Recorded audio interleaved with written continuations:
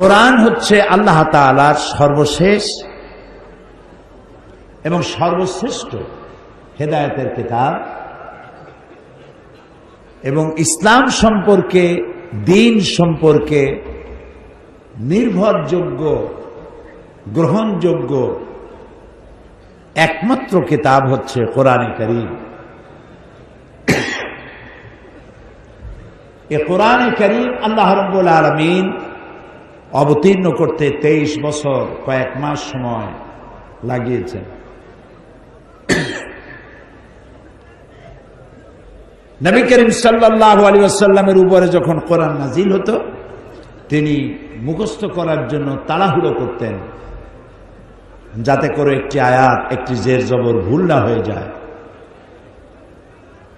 আল্লাহ রাব্বুল আলামিন নবীজির এই কষ্ট দেখে তিনি বললেন, লা তুহাররিক বিহি লিসানাকা লিতাজালা বিহি, হে নবী, কোরআন মুখস্থ করার জন্য আপনার জিহ্বাকে এত নাড়াচাড়া করার কোনো দরকার নাই। আমার জিবরাইলের সাথে একবার মাত্র আপনি উচ্চারণ করে যাবেন, গোটা কোরআন শরীফ আপনার সিনার ভিতরে মাহফুজ করে দেওয়ার মালিক আমি আল্লাহ। আমি আপনাকে মুখস্থ করার তৌফিক দিব। আপনি তো তেলাওয়াত জানেন না, অর্থাৎ তেলাওয়াত করতে পারেন না, লিখতে পারেন না।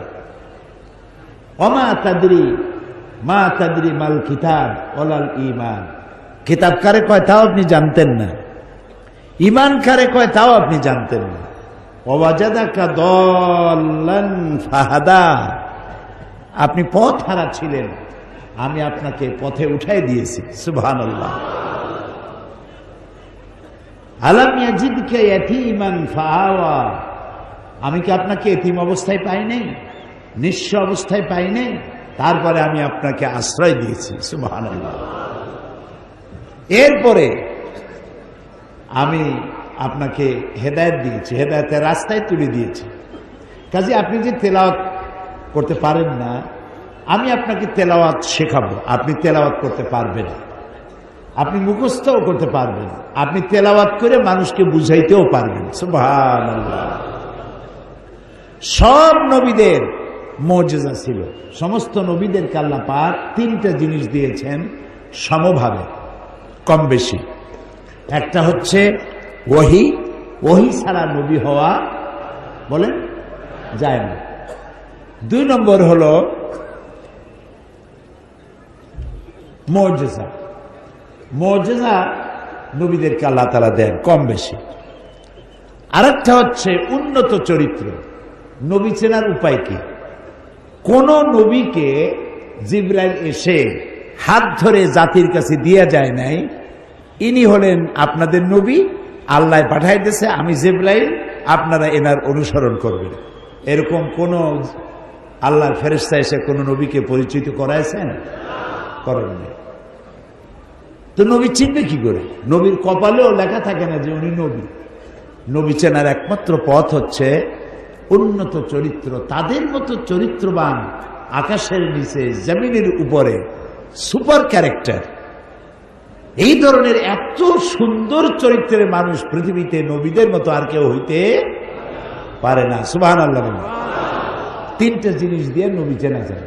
ওহী আসতে হয়, মুজিজা থাকতে হয়, আর চরিত্র হতে হয় সুপার কোয়ালিটি, নিষ্কলুষ, কোনো দাগ নেই। এক এক নবীর এক এক ধরনের মুজিজা ছিল। মুসা আলাইহিস সালামের মুজিজা ছিল লাঠি, লাঠি ফালাই দিলে কি হয়ে যেত? সাপ হয়ে যেত। দাউদ আলাইহিস সালাম তিনি অস্ত্র নির্মাতা ছিলেন, যুদ্ধের অস্ত্র তৈরি করতেন, এর জন্য লোহার প্রয়োজন হতো। লোহা আগুনে পুড়ে নরম করার দরকার হতো না, তিনি লোহা ধরে চাপ দিতেন আর আঙ্গুলের ফাঁক দিয়ে পানি হয়ে পড়ে যেত।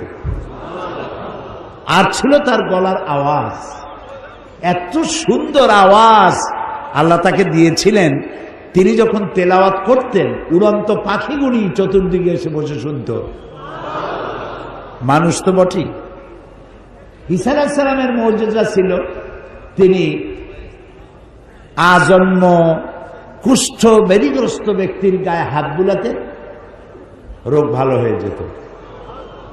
অন্ধের চোখের উপরে হাত বুলাতেন, চোখ ভালো হয়ে যেত। মৃত্যু মানুষের কবরের কাছে গিয়ে দাঁড়িয়ে বলতেন, কুম বিইজনিল্লাহ, আল্লাহর হুকুমে জেগে ওঠ, মরা মানুষ জিন্দা হয়ে যেত।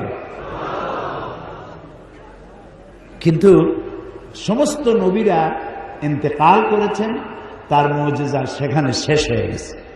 মুসা আলাইহিস সালাম ইন্তেকাল করেছেন, ওই লাঠি আর কেউ সাপ বানাতে কথা বলে পারেনি। দাউদ আলাইহিস সালাম মারা গেছেন, ইন্তেকাল করেছেন, লোহা আর কেউ পানি বানাইতে পারেনি। সুলাইমান আলাইহিস সালাম সিংহাসনে বসতেন, বিনা ইঞ্জিনে 1 মাসের পথ সকালবেলায় অতিক্রম করে যেতেন বাতাসের উপর থেকে ভেসে, প্লেনের মতো। আবার সন্ধ্যায় 1 মাসের পথ অতিক্রম করে ফিরে আসতেন। এটা কি গল্প না কোরআন? কোরআন। তিনি ইন্তেকালের পরে ওই সিংহাসন ওরা তো ভালো, মাটির উপর দিয়ে 1 ইঞ্চিও কেউ উঠাইতে পারেনি। ঈসা আলাইহিস সালাম ইন্তেকাল করেননি। তিনি কোথায় গেছেন? আল্লাহ তাকে উঠাই নিয়েছেন। ঈসা আলাইহিস সালামকে আল্লাহ উঠাই নিলেন, আর তার শত শত কোটি এই যে উম্মতদের দাবিদার, তারা কোন অন্ধের চোখ আজ পর্যন্ত ভালো বানাইতে পারে নাই। বেশি ঘষাঘষি করতে গেলে চোখ যাও ভালো আছে তাও শেষ। কুষ্ঠব্যাধিও ভালো বানাইতে পারে নাই, চোখও ভালো বানাইতে পারে নাই, মরা মানুষও চিন্তা করতে পারে নাই। তার অর্থ দাঁড়ালো, দুনিয়ায় যত নবী এসেছেন তারা ইন্তেকাল করলেন, মুজিজা জায়গায় শেষ হয়ে গেল। কিন্তু আপনার আমার নবী, বিশ্ব নবী মুহাম্মদুর রাসূলুল্লাহ সাল্লাল্লাহু আলাইহি ওয়াসাল্লাম, তার উপরে আল্লাহ রাব্বুল আলামিন তাকে অনেক মুজিজা দিয়েছিলেন। যত মুজিজা নবীর জীবনে ঘটেছে, সর্বশ্রেষ্ঠ মুজিজার নাম কোরআন শরীফ। রাসূল দুনিয়া থেকে বিদায় হয়ে গেছেন, কোরআনের মুজিজা শেষ হয় নাই। কোরআনের মুজিজা কিয়ামত পর্যন্ত থাকবে, মানুষ শুনবে, কানবে, হেদায়েত হয়ে যাবে। এটা চিরস্থায়ী মুজিজা কোরআন। সুবহানাল্লাহ। এই চিরস্থায়ী মুজিজা কোরআন আমাদের মাঝে আছে এবং কিয়ামত পর্যন্ত থাকবে। আমরা বলি ইনশাআল্লাহ, ইনশাআল্লাহ। আল্লাহ ওয়াদা করেছেন, এটাকে তিনি রাখবেন কিয়ামত পর্যন্ত। এই কোরআনে কোনো ভুল নাই। শয়তান এর উপর দিয়েও ঢুকতে পারে না, নিচ দিয়েও ঢুকতে পারে না, ডান দিয়েও ঢুকতে পারে না, বাম দিয়েও ঢুকতে পারে না। আল্লাহ বলেছেন। কে বলেছেন? আল্লাহ বলেছেন। শয়তানের কাছেও আসতে পারবে না, এটা কেউ নকলও করতে পারবে না। সুবহানাল্লাহ। তো এই কোরআন হচ্ছে মহাবিশ্বের মহাবিস্ময়। সেই বিস্ময়ের কথাই আজকে আমি আপনাদের সামনে আলোচনা করব ইনশাআল্লাহ। কোরআন শুধু নামাজ, রোজা, হজ, যাকাতের কথা নিয়ে আসে না। ওই যে কালকে কোন সূরা দিয়ে বলছিলাম মনে আছে? সূরা তাহা দিয়ে বলেছিলাম। আল্লাহ তাআলা বলছেন, তাহা মা আনজালনা আলাইকাল কুরআনা লিতাশকা ইল্লা তাযকিরাতান লিমান ইয়াখশা। তাহা মা আনজালনা আলাইকাল কুরআনা লিতাশকা। হে রাসূল, এ কোরআন আমি এজন্য আপনার প্রতি নাজিল করি নাই যে কোরআন আপনাকে কষ্ট দেবে। ইল্লা তাযকিরাতান, এটা হচ্ছে একটি নসিহত। কোরআন হচ্ছে উপদেশ, মাওয়াজা, উপদেশ, নসিহা। কার জন্য? লিমান ইয়াখশা, যে তার রবকে ভয় করে। আমরা কি আল্লাহকে ভয় করি? করি। আল্লাহকে যদি ভয় করি তো কোরআন আমাকে, এই নসিহত আমার কাজে লাগবে। আর যদি ভয় না করতে পারি, নসিহত কাজে লাগবে না। তো কোরআনে কারীম শুধু নামাজ, রোজা এবং হজ, যাকাতের কথাই শুধু বলা হয় নাই। আল্লাহ তাআলা ওহীর মাধ্যমে তার রাসূলকে প্রাগ ঐতিহাসিক ইতিহাস জানাইছেন। গতকাল আমি বলেছিলাম যে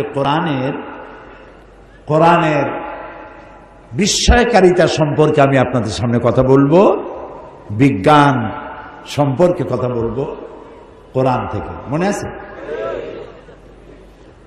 তো আল্লাহ তাআলার নবী বলছেন যে এই কোরআন কোনদিন পুরান হবে না, ওল্ড হবে না। রাসূলুল্লাহ বলছেন লা তুহসা আজাইবুহু ওয়ালা তুবলা গারাইবুহু, এই কোরআন কোনদিন পুরাতন হবে না, জীর্ণ হবে না, এর বিস্ময়কারিতার কোনো শেষ নাই। সুবহানাল্লাহ। বিজ্ঞানের আবিষ্কার যত বাড়বে কোরআনের চাহিদা তার থেকে আরো বেশি বাড়বে। কারণ বিজ্ঞান হচ্ছে বিশেষ জ্ঞান। বিজ্ঞান কি? বিশেষ জ্ঞান। এটি হচ্ছে modern technology, science and technology, বিজ্ঞান এবং প্রযুক্তি। এটাকে বিজ্ঞান এবং প্রযুক্তির যুগ বলা হয়। তো বিজ্ঞান কি করে? বিজ্ঞান কিছু একটা বানায়া মানুষকে আশ্চর্যান্বিত করে। কিন্তু বিজ্ঞান বানায় কি দিয়ে? আমার সামনে মাইক আছে, মাইকটা তৈরি করার জন্য এতে তামা আছে, লোহা আছে, দস্তা আছে, প্লাস্টিক আছে, বিভিন্ন জিনিসকে একত্রিত করা হয়েছে। তৈরি করেছে কে? বিজ্ঞান। বিজ্ঞান কি দিয়ে বানাইল? লোহাকার, লোহাকার আল্লাহ, তামাকার, পিতলকার, প্লাস্টিক বলেন, লোহা বলেন, পিতল বলেন, ডায়মন্ড বলেন, সিলভার বলেন, কয়লা বলেন, যেটাই বলেন সবগুলি হচ্ছে আল্লাহ। আল্লাহর জিনিসগুলিকে অ্যাসেম্বল করে বিজ্ঞান মানুষকে উপহার দেয়। তাহলে মৌলিক জিনিসগুলি আল্লাহর তৈরি করা, বিজ্ঞান শুধু অ্যাসেম্বল করে। এখন আপনি প্রশংসা করবেন কার? বিজ্ঞানের না আল্লাহ? লোহা যদি না থাকতো, দস্তা যদি না থাকতো, এই যে প্লেন, আপনারা আমরা প্লেনে উড়ে দেশ বিদেশে যাতায়াত করি, প্লেন বানাইছে বিজ্ঞানীরা। কিন্তু প্লেন বানানো হয়েছে যেসব জিনিস দিয়ে, ওই সব মৌলিক জিনিসগুলি তো আল্লাহর তৈরি করা। সেগুলি যদি না হইতো তাহলে আপনি প্লেন বানাইতেন কি দিয়ে? কথা বুঝতেছেন? দুনিয়ার সমস্ত বিজ্ঞানীরা একত্রিত হয়ে একটা মুরগির ডিম বানাতে পারবে? একটা ঘোড়ার ডিম বানাতে পারবে? পারবে না। একটা চাউলও বানাইতে পারবে না। আল্লাহর বানানো জিনিসগুলি দিয়ে তারা তৈরি করে, কিন্তু মানুষ বোঝে না। বোঝে না বলে ছেলে পড়ে রাজশাহী বিশ্ববিদ্যালয় অথবা চিটাগং বিশ্ববিদ্যালয়, পয়সা করি অনেকদিন পায় না। বাপ মানি অর্ডার করেছে, টাকা পাঠায় দিয়েছে, পিয়ন টাকাটা দিল, টাকাটা রিসিভ করে ওই পিয়নকে বলে দিল thank you, thank you so much, lot of thanks. টাকা পাঠিয়েছে কিন্তু বাপ থ্যাংক ইউ দিল পিয়নকে। তো তোমার মৌলিক জিনিসগুলি তো আল্লাহর দেওয়া। বিজ্ঞান তো থ্যাঙ্কস পেতে পারে না। থ্যাঙ্কস যদি কেউ পায়, শুকরিয়া যদি কেউ পায়, কৃতজ্ঞতা বোধ যদি থাকে মানুষের, সে কৃতজ্ঞ হবে আল্লাহর প্রতি। কার প্রতি? আল্লাহর প্রতি। তারপরে হ্যাঁ, বিজ্ঞানেরও প্রশংসা করতে হবে, তারা এগুলি চিন্তা ভাবনা করেছে। আল্লাহ তাআলা কোরআন নাজিল করে বলেছেন কোরআন হচ্ছে লায়াতিন লিউলিল আলবাব, উলিল আলবাব। আল্লাহ কোরআন শরীফে বলেছেন আফালা তাকিলুন, আকল নাই? আকল বোঝেন? বগুড়া কয় না মানুষে, এই বেটা তোর আকল নাই? তা আল্লাহ বলে আফালা তাকিলুন, মাথায় গিলু নাই, বোঝো না? ব্যাকল কোথাকার।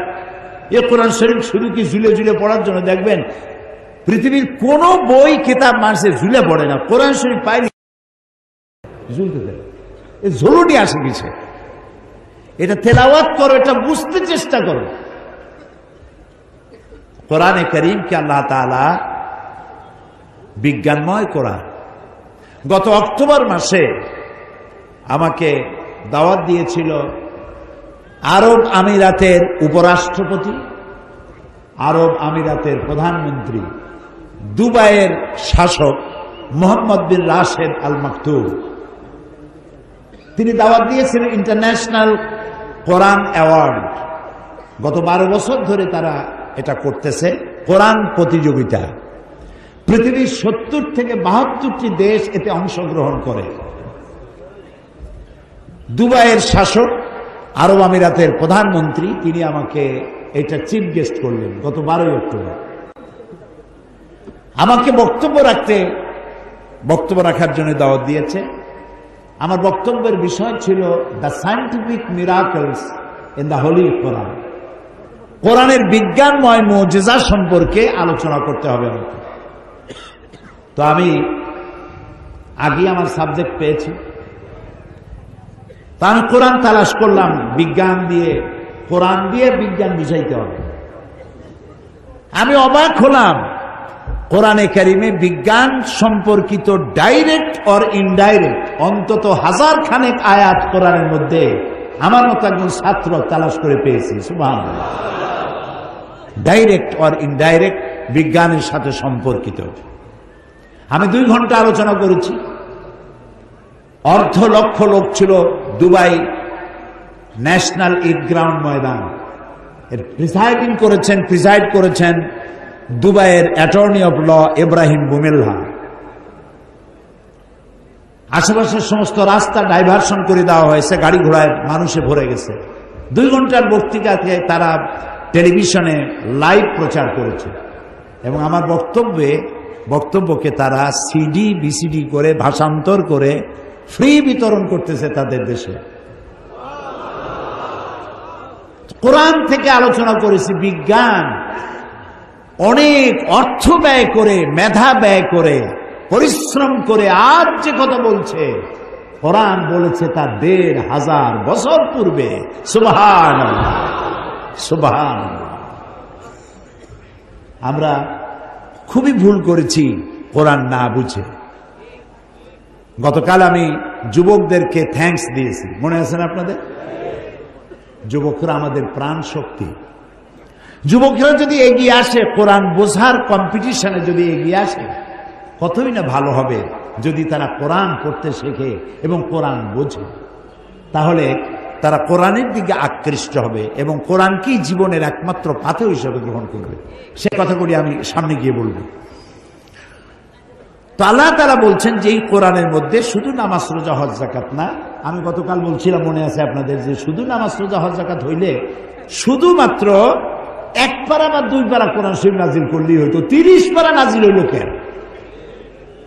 এই কথা তো মাথার মধ্যে ঢোকা উচিত আমাদের। যেহেতু চিন্তা করি না তাই মাথার মধ্যে ঢোকে না, চিন্তা করলে তবে না ঢুকবে। এখন দেখুন, আল্লাহ তাআলা বলছেন আমি আমার নবীকে ওহীর মাধ্যমে মূসা, নূহ, ইব্রাহিম, আদম প্রাগৈতিহাসিক ঘটনা বলি আমি এর দ্বারা জানাইছি কোরআন দিয়ে। রাসূল তো সেখানে উপস্থিত ছিলেন না। আল্লাহ তাআলা বলছেন তিলকা মিন আম্বাইল গায়বি নূহিহা ইলাইকা মা কুনতা তা'লামুহা আনতা ওয়ালা কওমুক মিন ক্বাবলি হাদা। তিলকা মিন আম্বাইল গায়ব, এটা হচ্ছে সেই অজ্ঞাত ঘটনা যা ওহীর মাধ্যমে আমি আপনাকে জানাইছি। তা না হলে আপনি এবং আপনার কওম, আপনার জাতি এই সম্পর্কে কিছুই জানতো না। না ইব্রাহিমের ঘটনা, না নূহের ঘটনা, না মূসার ঘটনা, এগুলো কিছুই জানতেন না। হযরত ইউসুফ আলাইহিস সালামের কথা বলে আল্লাহ তাআলা বলছেন যালিকা মিন আম্বাইল গায়বি নূহিহি ইলাইকা ওয়া মা কুনতা লাদাইহিম ইজ আজমাউন ওয়া হুম ইয়ামকুরুন। এটা হচ্ছে সেই অজ্ঞাত কাহিনী যা আমি ওহীর মাধ্যমে আপনাকে জানাইছি। অথচ তার ভাইয়েরা যখন ইউসুফ আলাইহিস সালামের বিরুদ্ধে ষড়যন্ত্র করছিল তখন আপনি তার কাছে ছিলেন না, আমি আপনাকে জানাইছি ওহীর মাধ্যমে। মূসা আলাইহিস সালামের ঘটনা আল্লাহ তাআলা বলে তারপরে বলতেছেন ওমা কুনতা বিজানিবিল গারবিয়্যি ইজ কাদাইনা মূসা আমরা ওমা কুনতা মিনাশ শাহিদিন। মূসা আলাইহিস সালাম তিনি পশ্চিম সেই সিনাই পর্বতের পশ্চিম দিগন্তে, পশ্চিম প্রান্তে তিনি যখন আক্রান্ত হয়েছিলেন সেখানে আপনি উপস্থিত ছিলেন। আমি আপনাকে ঘটনার মাধ্যমে জানাইছি। মূসা আলাইহিস সালামের উপরে যেখানে ওহী নাজিল হয়েছিল সে জায়গাটাও আল্লাহ তাআলা আমাকে দেখাইছেন। আলহামদুলিল্লাহ। মিশর কায়রো এর রাজধানী, মিশরের রাজধানী কায়রো, জামিয়া আল আজহার পৃথিবীর বহু পুরাতন ইউনিভার্সিটি, বিশাল এরিয়া, প্রায় 56,000 ছাত্রছাত্রী লেখাপড়া করে সেখানে। কত বড় বিশ্ববিদ্যালয়, কতগুলি ক্যাম্পাস। তো সেই বিশ্ববিদ্যালয়ের আমন্ত্রণে আমি সেখানে গিয়েছি, 5 দিন ছিলাম। আমি বলেছি যে মিশরে তো জীবনে আসি নাই, আমাকে ঘুমাবার একটু সময় দিও রাত্রে, বাকি আমার একটু ঘুরাও।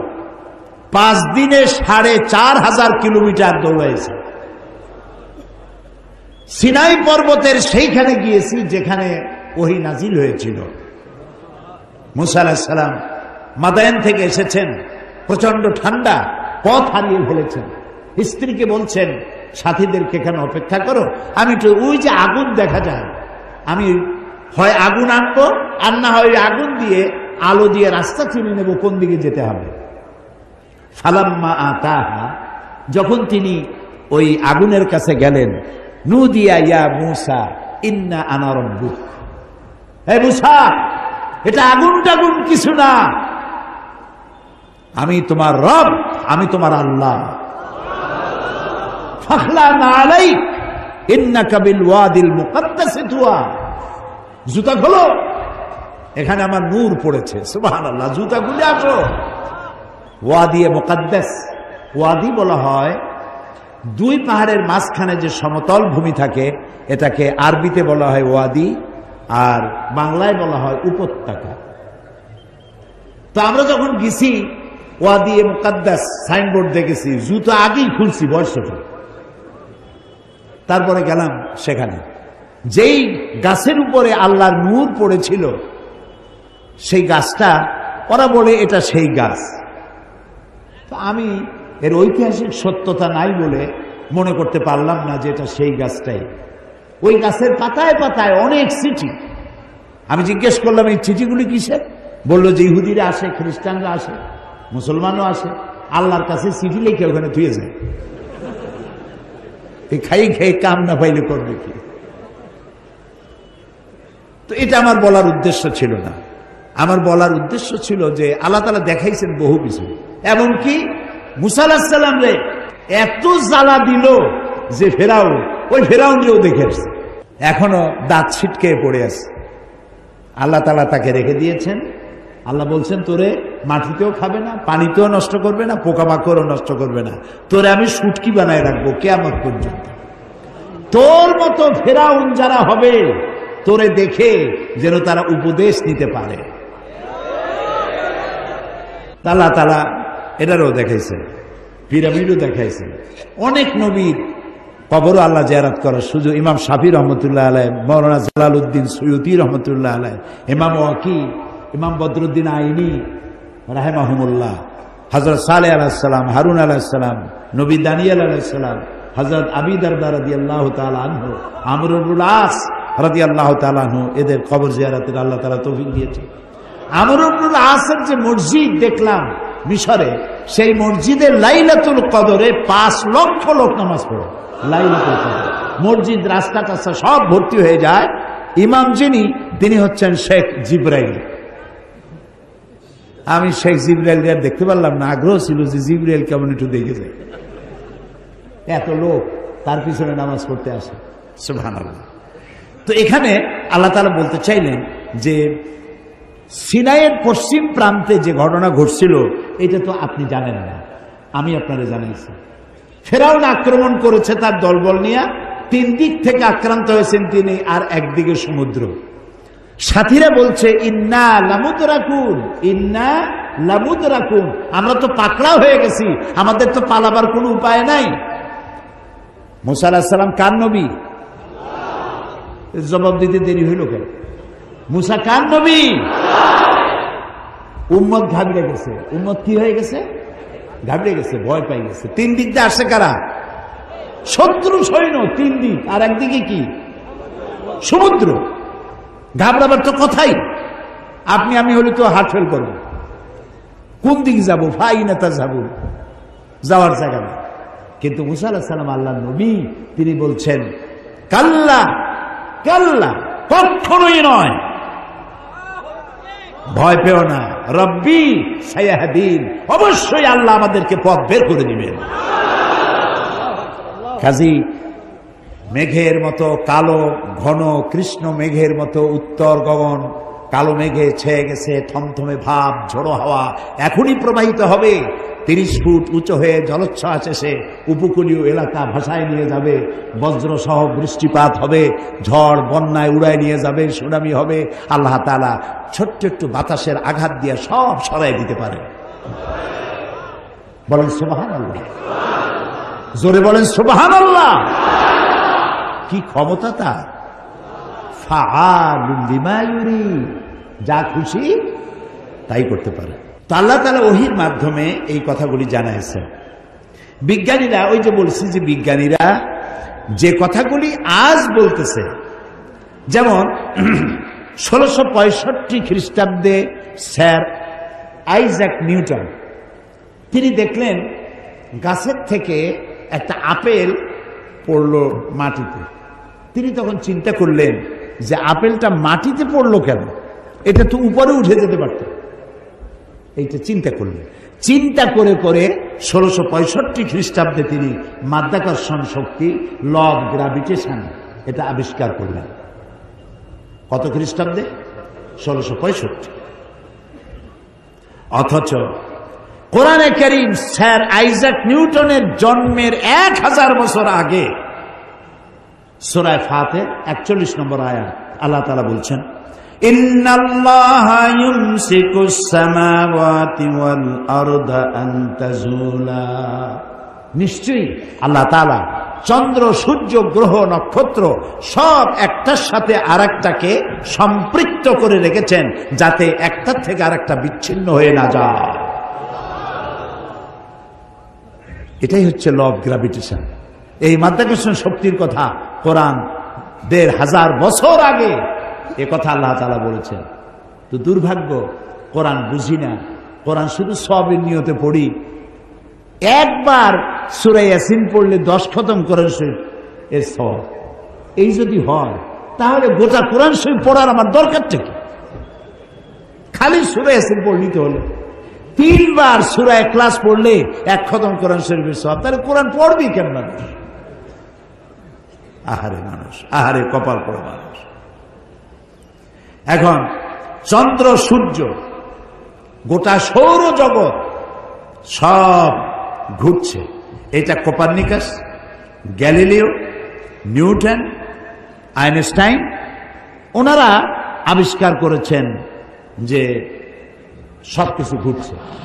এটা বলতেছেন ওনারা এই কয়েকশো বছর আগে। অথচ 1500 বছর আগে আল্লাহ তাআলা কোনটা ঘোরে? চন্দ্র ঘোরে না সূর্য ঘোরে না দুনিয়া ঘোরে? কে ঘোরে?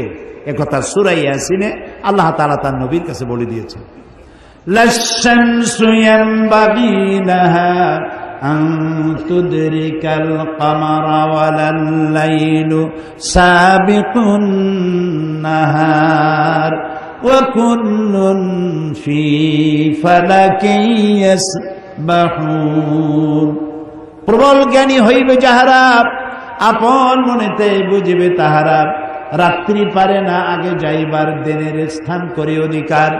যার যে স্থান বহাল রাখিয়া ভ্রমণ করিছে খোদাকে ডরিয়া। শুধু পৃথিবী করে না, আল্লাহ তাআলা বলছেন ওয়া কুল্লুন ফি ফালাকি ইয়াসবাহুন। যা কিছু আছে মহাশূন্যে, এই পৃথিবীটাও মহাশূন্যে। পৃথিবীটা কোথায়? মহাশূন্যের উপরে ভাসমান। তো মহাশূন্যের অকুল্লু ফি ফালাকি ইয়াসবাহুন, মহাশূন্যে যা কিছু আছে সব ঘুরতেছে আর ঘুরছে। Activities life, inactivities death. যতদিন ঘুরবে ততদিন সব ঠিক থাকবে। আর যেদিন এই ঘূর্ণায়মানের এই চক্রের আবর্তন বন্ধ হয়ে গিয়ে যখন ঘোরা বন্ধ হবে, তখন একটা প্রচন্ড আঘাতের মাধ্যমে, প্রলয়ঙ্করী আঘাতের মাধ্যমে দুনিয়ায় কিয়ামত অনুষ্ঠিত হয়ে যাবে। তো আল্লাহ তাআলা কোরআনে কারিমে এই কথাগুলি অনেক আগে বলে রেখেছে। The universe and doctor Einstein গ্রন্থে তারা বলেছেন যে সূর্য ধীরে ধীরে এর আলো কমে যাবে, আলো থাকবে না। আর তারাগুলো পোড়া কয়লার মতো হয়ে যাবে। কারা বলতেছে? বিজ্ঞানীরা বলছে। কোরআন ওরা আজকে যেটা বললো, কোরআন বলেছে অনেক আগে। কি বলেছে? ইয়াসআলু আইয়ানা ইয়াউমুল কিয়ামাতি ফাইযা বারিকাল বাসারু ওয়া খাসাফাল কামারু ওয়া জুমিআশ শামসু ওয়াল কামার। আল্লাহ তাআলা বলছেন এরা রাসূলকে জিজ্ঞেস করে কিয়ামত কবে হবে। আল্লাহ তাআলা বলছেন জবাব দিয়ে দেন, কিয়ামত হবে যে সময় চন্দ্র আলো হারিয়ে ফেলবে, সূর্য আলো হারিয়ে ফেলবে, আর চাঁদ আর সূর্য এগুলি সব একাকার হয়ে যাবে। তাহলে এই কথাগুলি বিজ্ঞান আবিষ্কার করার অনেক আগে কোরআন এসব কথা বলে রেখেছে। প্রকৃতির নিয়মে একদিন সব লন্ডভন্ড হয়ে যাবে। কুল্লু মান আলাইহা ফান। আল্লাহ তাআলা বলেছেন সব ধ্বংস হবে, কিচ্ছু থাকবে না আল্লাহ ছাড়া। কে ছাড়া? আল্লাহ ছাড়া কেউ থাকবে না, কিচ্ছু থাকবে না। একথা বিজ্ঞান জানার আগে আল্লাহ তাআলা কোরআন শরীফে বলে রেখেছেন। এই যে মাত্র 100 বছর পর্যন্ত, গত 100 বছরের আগ পর্যন্ত পৃথিবীর মানুষের ধারণা ছিল যে চাঁদ নিজে আলো দেয়, চাঁদ নিজে আলো দেয়। আর বলতো বুড়ো বুড়িরা যে চাঁদের মধ্যে যে কালো কালো জিনিস দেখা যায় ওইটা হলো একটা বট গাছ, ওইখানে একটা বুড়ি থাকে। তো ছোটবেলায় চিন্তা করতাম আমরা বুড়ি অনেক করে, তো বলতো যে বুড়ি ওইখানে সুতা কাটে। তো তখন খুব বেশি চিন্তায় পড়তাম, এত পরিশ্রম করে এই বুড়ি সুতা কাটিয়া, এই বুড়ি খায় কি? পরে জানা গেল যে ওখানে বট গাছও নাই আর ওখানে কোনো বুড়িও থাকে না। এই চাঁদ এর নিজস্ব কোনো আলো নাই, এই কথা 100 বছরের মতো হলো বিজ্ঞানীরা আবিষ্কার করেছে। কিন্তু আল্লাহ তাআলা বলে রেখেছেন 1400 বছর আগে। সুবহানাল্লাহ। আল্লাহ তাআলা সূর্যকে বলেছেন, খুব লক্ষ্য করুন, সূর্যের আরবি হচ্ছে শামসুন, সিরাজুন, ওয়াহাজুন, দিয়াউন। এগুলি সূর্যকে বলা হয়েছে। এর অর্থ কি? সূর্যকে বলা হয়েছে আলো, আলো উৎপাদনকারী, উত্তাপ সৃষ্টিকারী, আলো বিকিরণকারী, উত্তপ্ত, উজ্জ্বল, প্রজ্জ্বল, আলো বিকিরণকারী, এটা হলো সূর্য। আর চাঁদ সম্পর্কে কি বলছে লক্ষ্য করুন। আলাম তারা কাইফা খালাকাল্লাহু সাবআ সামাওয়াতিন তিবাকা وجعل القمر فيهن نورا وجعل الشمس سراجا। মহাপবিত্র সেই মহান সত্তা আল্লাহ রাব্বুল আলামিন, যিনি 7 আসমান সৃষ্টি করেছেন।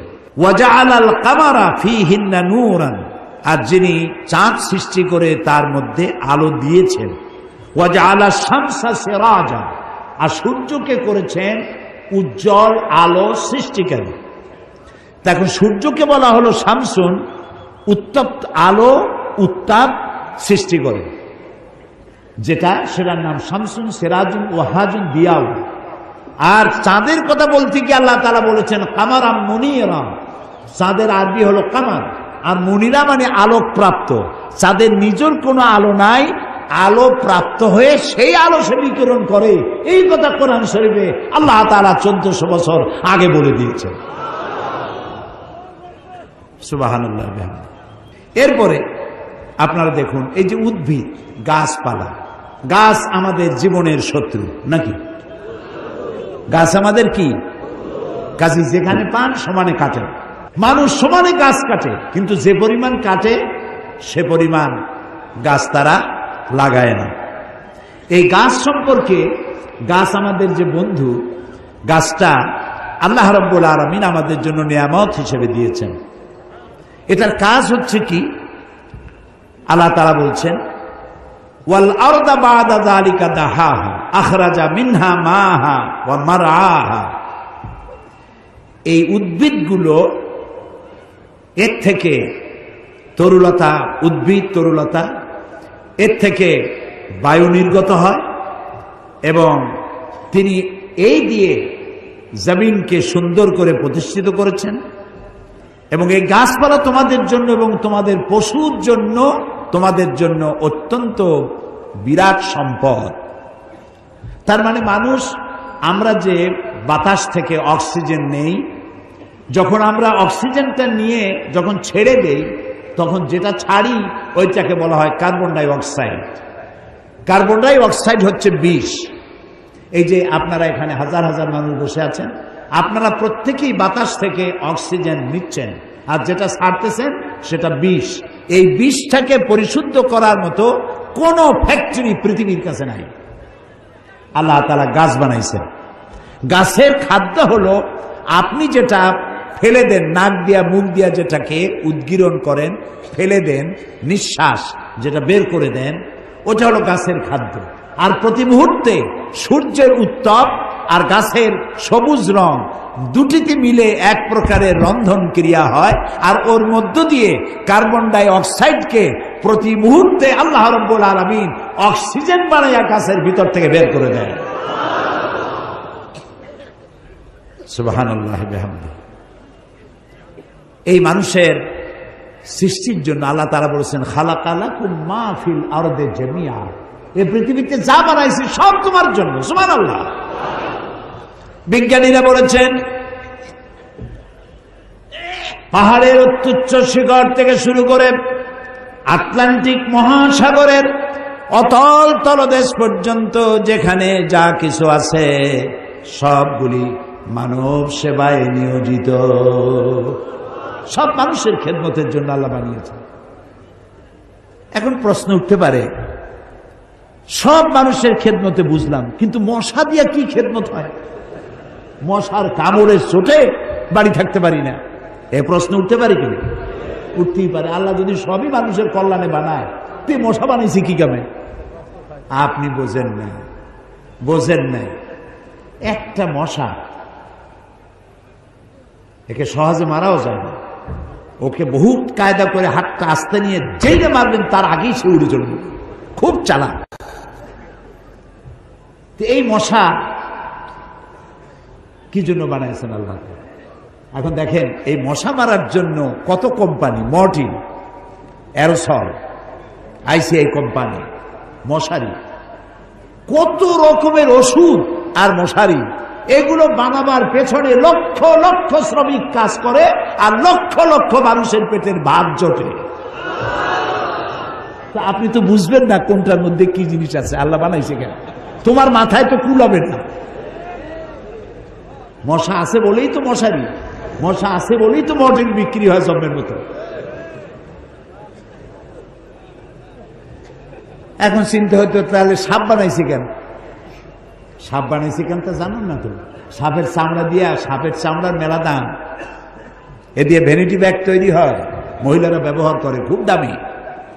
আর সাপের বিষ, এটা দিয়ে ঔষধ তৈরি হয়। সব থেকে বিষাক্ত সাপ যেটা, যেই সাপের বিষ ব্লাড টাচ করার সাথে সাথে মানুষ মারা যায়, এই ধরনের মারাত্মক আফ্রিকান কোবরা, সেই সাপের বিষ দিয়ে মানুষের জীবন রক্ষাকারী লাইফ সেভিং মেডিসিন তৈরি হয়।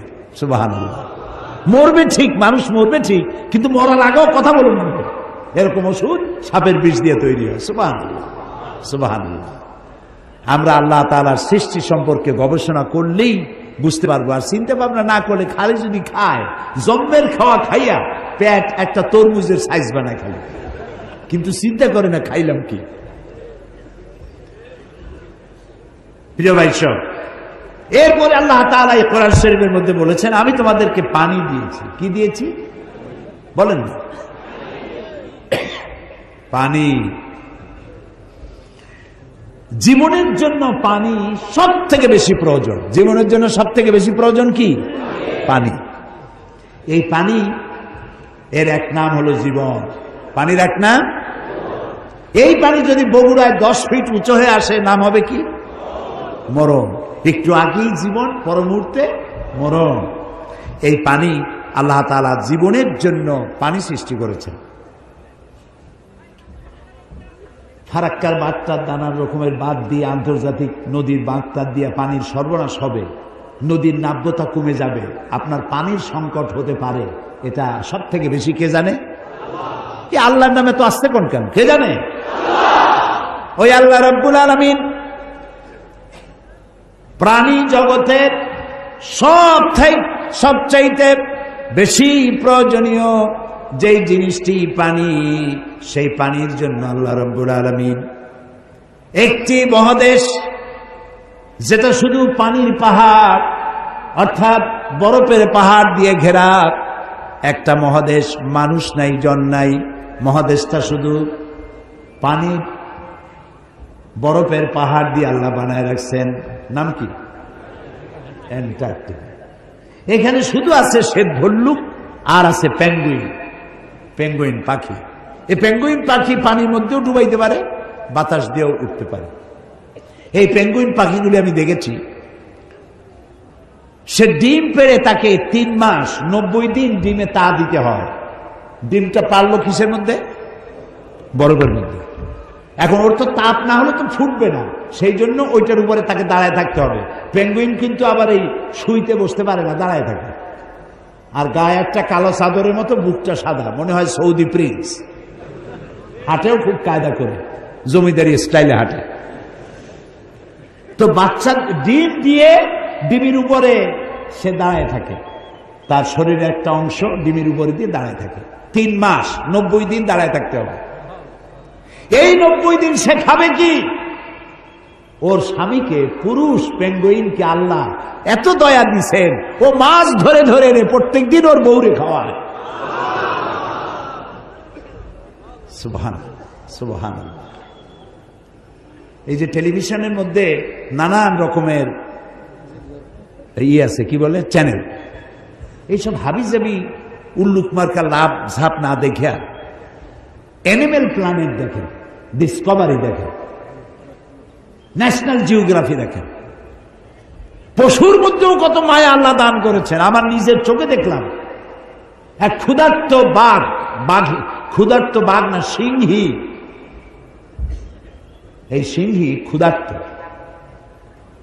একটা হরিণের পালের উপরে জাম্প করেছে, হরিণ দিছে দৌড়। কিন্তু একটা বাচ্চা হরিণ সে কোন রকম দাঁড়ায়, আবার পড়ে যায়। দাঁড়ায় মনে হয় 3-4 দিন হয়েছে, দৌড়াইতে পারে না।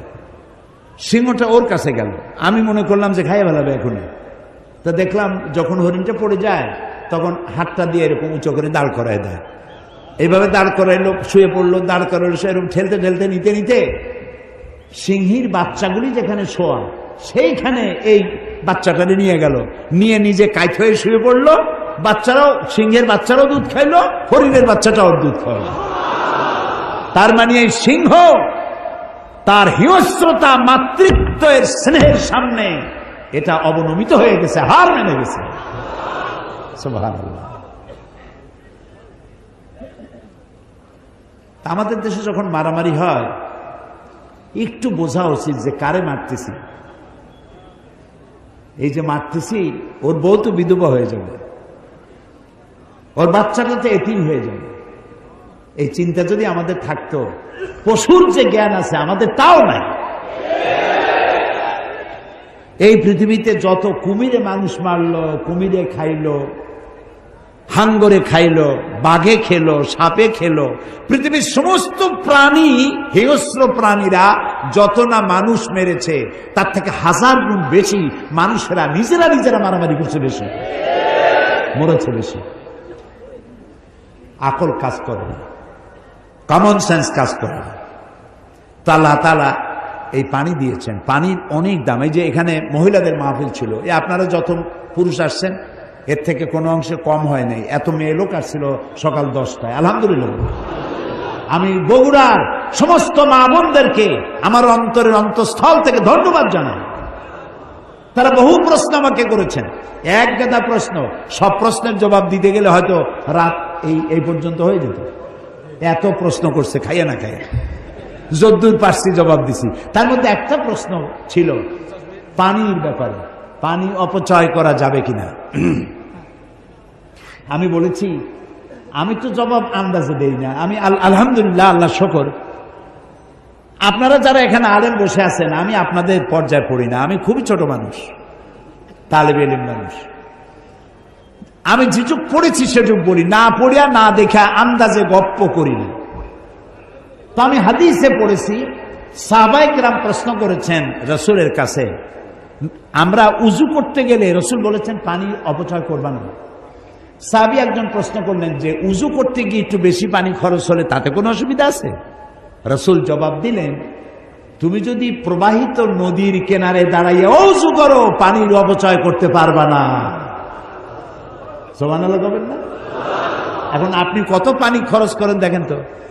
টেপ একটা সাইয়া দিয়া জনমের মতো একটা চায়ের কাপ ধুইতে গিয়ে একটা কলস ধোয়ার পানি খরচ করতেছে। বগুড়া কি গ্যাস আছে? আছে। একটা মেসের কাঠি খরচ হবে সারা দিন, গ্যাসের চুলা জ্বলতে থাকে। আপনি আল্লাহর নিয়ামতের না শকর, একটা মেজের কাঠি দিলেই তো যখন খুশি তখন আপনি জ্বালাইতে পারেন। আপনি কেন বাড়িতে বলেন না যে জ্বালাই রাখবে না? অধিকাংশ বাড়িতে এইভাবে এই গ্যাসের চুলা জ্বলে থাকে বলে আমরা খবর পেয়েছি। অন্যায়। প্রত্যেকটি নিয়ামত সম্পর্কে কিয়ামতে আল্লাহর কাছে জবাবদিহি করতে হবে।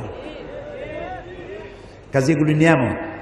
এখন এই পানি আল্লাহ তাআলা বলছেন, দেখো সৃষ্টি জগতের জন্য পানি প্রয়োজন, সেই পানিটা আমি জলাধার করেছি। এই নদীগুলো কে কাটছে? আছে না বগুড়া নদী আছে না? নাম কি? করতোয়া নদী। আর নাই করতোয়া এখন তো দৈনিক পত্রিকা, নদী গেছে পত্রিকা হয়ে। বাঙালি যমুনা, ও যমুনা আছে। আচ্ছা, এই নদীগুলো কে বানাইছে? কোন সরকার? কে বানিয়েছেন? অসংখ্য নদী বানালেন, সমুদ্র বানালেন, মহাসমুদ্র বানালেন। পৃথিবীর 4 ভাগের 3 ভাগ পানি আর 1 ভাগ হচ্ছে স্থল। এই পানি আল্লাহ তাআলা জলাধার বানায় রেখেছেন। নদী কি সোজা না আঁকাবাঁকা? খালগুলো সোজা না আঁকাবাঁকা? কেন চিন্তা করেছেন কখনো? করেননি। আঁকাবাঁকা করার সোজা যদি হয় তাহলে শুধু 2 পারের মাটি উপকৃত হবে, আর যদি আঁকাবাঁকা হয়ে যায় তাহলে বেশি পরিমাণ মাটি এই পানির দ্বারা ফায়দা পাবে। এই জন্য আল্লাহ তাআলা আঁকাবাঁকা করে দিয়েছেন। সুবহানাল্লাহ, সুবহানাল্লাহ, সুবহানাল্লাহ।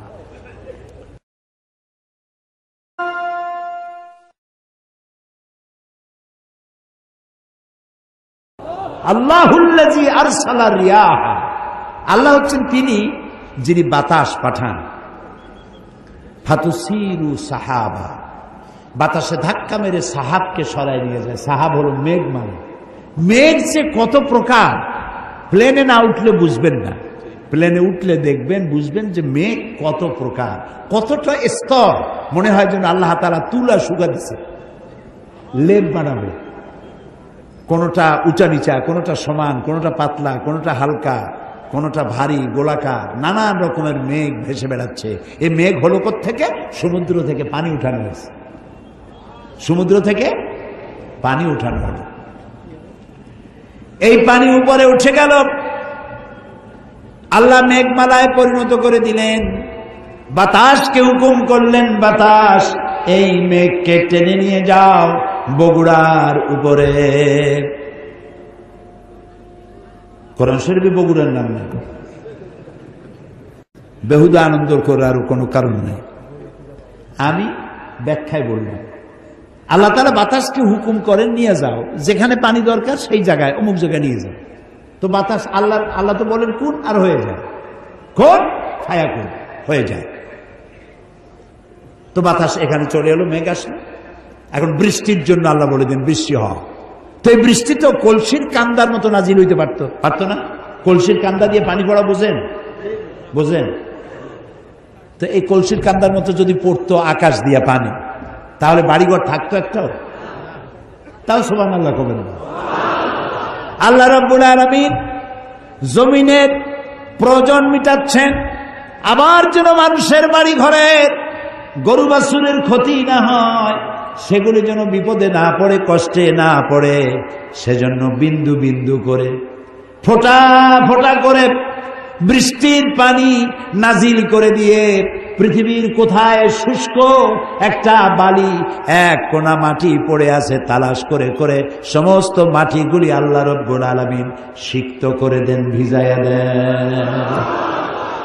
পানিতে যখন ভিজে গেল, ফাসুকনাহু ইলা বালাদিন মাইয়িতিন ফাআহইয়ানা বিহিল আরদা বাদা মাউতিহা। এটা ছিল মরা জমিন। আমি বৃষ্টির পানি দিয়া মরা জমিনটাকে আবার জিন্দা করে দিলাম। সেখানে তুমি বীজ বপন করলে। এখন এই পানিটা কে দিল? সূরা ওয়াকিয়া আল্লাহ তাআলা বলছেন, আফারাইতুমুল মাআল্লাযী তাশরাবুন আআনতুম আনজালতুমুহু মিনাল মুজনি আম নাহনুল মুনজিলুন। যে পানি তুমি পান করো, আকাশ থেকে নাজিল হলো, এ পানিটা কে বর্ষণ করলো? তুমি করছো না আমি করছি? লাউ নাশাউ জাআলনাহু জাজান। আমি তো ইচ্ছে করলে পানিটাকে লবণাক্ত করেই নাজিল করতাম। পানি যে উঠাইছি সমুদ্র দিয়ে, সমুদ্রের পানি মিষ্টি না নোনা? নোনা পানি। সেই নোনা পানি উঠাই আমি রিফাইন করেছি, মিষ্টি করে দিছি। সুবহানাল্লাহ। আল্লাহ কি পয়সা চাইছেন? ফালাউলা তাশকুরুন। ও বান্দা, কেন শুকর আদায় করো না? এই পানি যদি আমি শুকাই দেই, সূরা মুলুকের মধ্যে আল্লাহ তাআলা বলছেন, কুল আরাআইতুম ইন আসবাহা মাউকুম গাওরান ফামান ইয়াতিকুম বিমাইম মাঈন। বলো দেখি, সবে শুকাইয়া যদি যায় এই জমিনের পানি, তাহলে হেথায় তটনির ধারা কে দিবে সবারে আনি। আমি যদি মাটির নিচে, মাটির লেয়ারে, মাটির নিচে পানি আছে না, তাও কতক্ষণ। আর পানি না থাকলে আপনি টিউবওয়েল দিয়ে উঠান কি? মাটির নিচের পানি, খালের পানি, বিলের পানি সব যদি আমি আল্লাহ শুকায় দেয়, তাহলে আমি আল্লাহ ছাড়া এমন কে আছে নতুন করে আবার মরা গাঙ্গে পানির জোয়ার এনে দিতে পারে? আছে কেউ? বলেন সুবহানাল্লাহ, সুবহানাল্লাহ। এভাবে করে আল্লাহ তাআলা পানির ব্যবস্থা করে দিচ্ছেন। সেই আল্লাহ এই পানির চক্রাকারে, এই পানি দিয়ে আল্লাহ তাআলা সব সৃষ্টি করেছেন এবং পানি দিয়ে পৃথিবীর মানুষকে ধন্য করেছেন। আল্লাহ তাআলা বলছেন, দেখো পৃথিবীকে সজ্জিত করেছি, কোনো জিনিসকে আমি খালি খালি বানাইনি। এই যে ব্যাংকগুলা, ব্যাংক আছে না, এই ব্যাংকগুলো সব চালান দিছে। ওই যে অনেক আগে যে সব সরকার ছিল, বাংলাদেশের ব্যাংকগুলি সব পাঠাই দিয়েছে চায়না। ওরা তো ব্যাংক খায়। আমি ব্যাংকক গিয়েছিলাম, মেলবোর্ন ইউনিভার্সিটিতে মাহফিল ছিল। মেলবোর্ন অস্ট্রেলিয়া, যার রাজধানী সিডনি। মেলবোর্ন ইউনিভার্সিটিতে আমার মাহফিল। ব্যাংকক হয়ে যেতে হবে, ব্যাংকক হয়ে ফিরতে হবে থাইল্যান্ডের রাজধানী দিয়ে। তো সেখানে ফেরার পথে আমি 3 দিন সেখানে থাকলাম। দেখলাম ওখানে তো বুদ্ধ ধর্মের লোক বেশি, বৌদ্ধ ধর্মের লোক বেশি। অহিংসা পরম ধর্ম, জীব হত্যা মহাপাপ। যাদের ধর্মীয় নীতি, জীব হত্যা করে তারা জনমের মতো। রাস্তার ধারে আমাদের দেশে যেভাবে বাদাম ভাজে, ওইভাবে রাস্তার ধারে ঘিতে করে, এই কড়াইতে করে ঘি দিয়ে ভাজে। তেলা পোকা, উই পোকা, সার পোকা, উরসুঙ্গা, তারপরে আর কি কি আছে এরকম, আরশোলা, আর কি আছে এই গাছের সাদা সাদা পোকা, এইগুলি ভাজি করে। কড়া ভাজি, হ্যাঁ, হরিণ, বড় বড় হরিণ, এইগুলো রাস্তায় দাঁড়ায় দাঁড়িয়ে কিনে কিনে এগুলো জন্মের খাওয়া খায়। আর ব্যাঙের সব তৈরি করে, আস্তে আস্তে ব্যাঙ ব্রিজে করে নিয়ে আসে। 5 স্টার 7 স্টার হোটেল, বড় বড় ব্যাঙ, সেগুলো নিয়ে আসে। ব্যাঙের সব এমন ভাবে বসায় রাখে মনে হয় লাভ দিয়ে মাথার উপর পড়বে। এখন এগুলি, এই ব্যাঙ এগুলি পোকামাকড় খাইত, আপনার ফসল রক্ষা হতো, সে ব্যাঙগুলোরই মারি ফেলেছে। পাখিতে পোকামাকড় খায়, পাখিগুলারে মারে। আমাদের দেশে অতিথি পাখি আসে সাইবেরিয়া থেকে। কোথেকে আসে? সাইবেরিয়া থেকে। সাইবেরিয়া কি আপনার ঠনঠনিয়ার মতো কাছে না, অনেক দূর। জি, আবার এখানে আবার একটা ঠেঙ্গা মারা বলে আছে, ওইখানে মানুষ যায় কেমনি আল্লাহ জানে। আমাদের বরিশালে আছে গলাচিপা। একজনে জিজ্ঞেস করছে, মিয়া তোমার বাড়ি কই? বাড়ি কোথায়, তাকে দেখাই দেব না মুখে বল? দেখাই দিলি তো ভালো হয়তো। গলা চেপে ধরছে। গলা চাপে ধরেন, কি বুঝবো? আমার বাড়ি হলো গলাচিপা। এখন পাখিগুলি আসে সাইবেরিয়ান দ্বীপপুঞ্জ থেকে, যখন সেখানে স্নো পড়ে, বরফ পড়ে, বরফের জ্বালায় ঠান্ডা টিকতে পারে না, তখন তারা ওড়া আরম্ভ করে। হাজার হাজার নয়, লক্ষ লক্ষ পাখি শূন্য, মহাশূন্য দিয়ে উঠতে উঠতে সমুদ্র পাড়ি দেয়, জঙ্গল পাড়ি দেয়, মরুভূমি পাড়ি দেয়, দিয়ে এই বাংলাদেশের সিলেটের সুনামগঞ্জের হাওড়ে এসে নামে। সুবহানাল্লাহ! কে পথ চিনাইল? নাম কি তার? জোরে বলো। ওরা আমাদের মেহমান। আমাদের দেশের লোকেরা মাশাআল্লাহ মেহমান ধরিয়া জব্বের খাওয়া খায়। পাখি, পশু পাখি আল্লাহ তাআলা যেগুলির হালাল করছে খাবেন, কিন্তু একটু বুঝে শুনে খান। ওরা মেহমান হিসাবে আসছে, সেগুলোরও খাইয়ে ফেলাবেন। এটা আপনার প্রাকৃতিক ভারসাম্য, জীববৈচিত্র্য, আপনার ভারসাম্যকে রক্ষা করে। সুবহানাল্লাহ। রাসূলুল্লাহ সাল্লাল্লাহু আলাইহি ওয়াসাল্লাম বলেছেন, যখন তিনি যুদ্ধে যেতেন তখন সাহাবায়ে কেরামদেরকে বলতেন, তিনটা নির্দেশ দিতেন, গাছ কাটবা না। সুবহানাল্লাহ বলবেন? গাছ কাটবা না। আর সেখানে কি গাছ ছিল? খেজুর গাছ। গাছ কাটা মানেই হচ্ছে অর্থনৈতিক ক্ষতিগ্রস্ত করা। গাছ কাটবা না। বৃদ্ধ এবং শিশুদের গায়ে হাত দিবা না। নারী নির্যাতন করবে না। সুবহানাল্লাহ, সুবহানাল্লাহ। তো ন্যাচারাল প্রকৃতির ভারসাম্য রক্ষা করার জন্যই আল্লাহ এগুলি তৈরি করে রেখেছেন। কি সুন্দর! আল্লাহ বলেন, একটু তাকায় দেখো তো। আওয়ালাম ইয়ারাউ ইলা তায়রি ফাওকাহুম সাফফাতিন ওয়া ইয়াকবিদনা মা ইউমসিকুহুন্না ইল্লার রহমান। দেখে নাকি তারা পাখিটি কেমন? মেলি দুটি লঘু ডানা, উড়িয়া বেড়ায় শূন্যের পরে, নাহি তার কোনো মানা। আবার সে ডানা গুটাইয়া চলে, কিন্তু পড়ে না তবু। বলো কে বা তারে শূন্যে রেখেছে, ভিন্ন সে এক প্রভু। দেখছেন? ঘুঘু, ঘুঘু, চিল এইভাবে ডানা ধাক্কা দিতে দিতে ওড়ে। আবার উঠতে উঠতে কখনো ডানা এভাবে সোজা করে প্লেনের মতো উড়ে চলে যায়। আবার ডানা দুটা বন্ধ করে দিয়ে সা করে চলে যাচ্ছে, কিন্তু পড়ে যাচ্ছে না। আল্লাহ কয়, কে রাখছে শূন্যের উপরে জানো? নাম কি? সুবহানাল্লাহ। এগুলি দেখো আর শুকর আদায় করো, কিভাবে আমি এই পাখিগুলিকে সুন্দর করে সাজায় রাখছি। পাখি দিয়ে, গাছ দিয়ে, পালা দিয়ে, ফুল দিয়ে পৃথিবী সুসজ্জিত করেছে। মানুষ ধ্বংসই করে, গড়তে পারে কম। ফুলের গাছ, একজনে ফুলের গাছ উগলাইতে শুরু করছে। তো পুলিশ একটা এসে বলছে, আচ্ছা তুমি ফুলের গাছ উগলাচ্ছ, দেখো না এখানে লেখা কি? কয়, লেখা তো আছে ফুল ছেড়া নিষেধ, গাছ উগলানো তো আর নিষেধ না। ও গাছের গোড়া শুদ্ধ উগলাই নিয়ে যাচ্ছে। এগুলো আমাদের চরিত্র, ন্যাশনাল ক্যারেক্টার। পরিবেশ দূষণ করা জাতীয় চরিত্র। সিগারেটে মুখে ধরাইয়া টান একটা দিয়া উপরে ফু দিয়ে দেখে যায় কদ্দুর। ও চিন্তা করে না যে কত বড় ক্ষতি হচ্ছে পরিবেশে। যে ব্যক্তি সিগারেট পান করেন তিনি তার জীবনের সাথে শত্রুতা করেন। যিনি সিগারেট পান করেন তিনি তার কলিজার টুকরা সন্তানের সাথে দুশ্মনী করেন।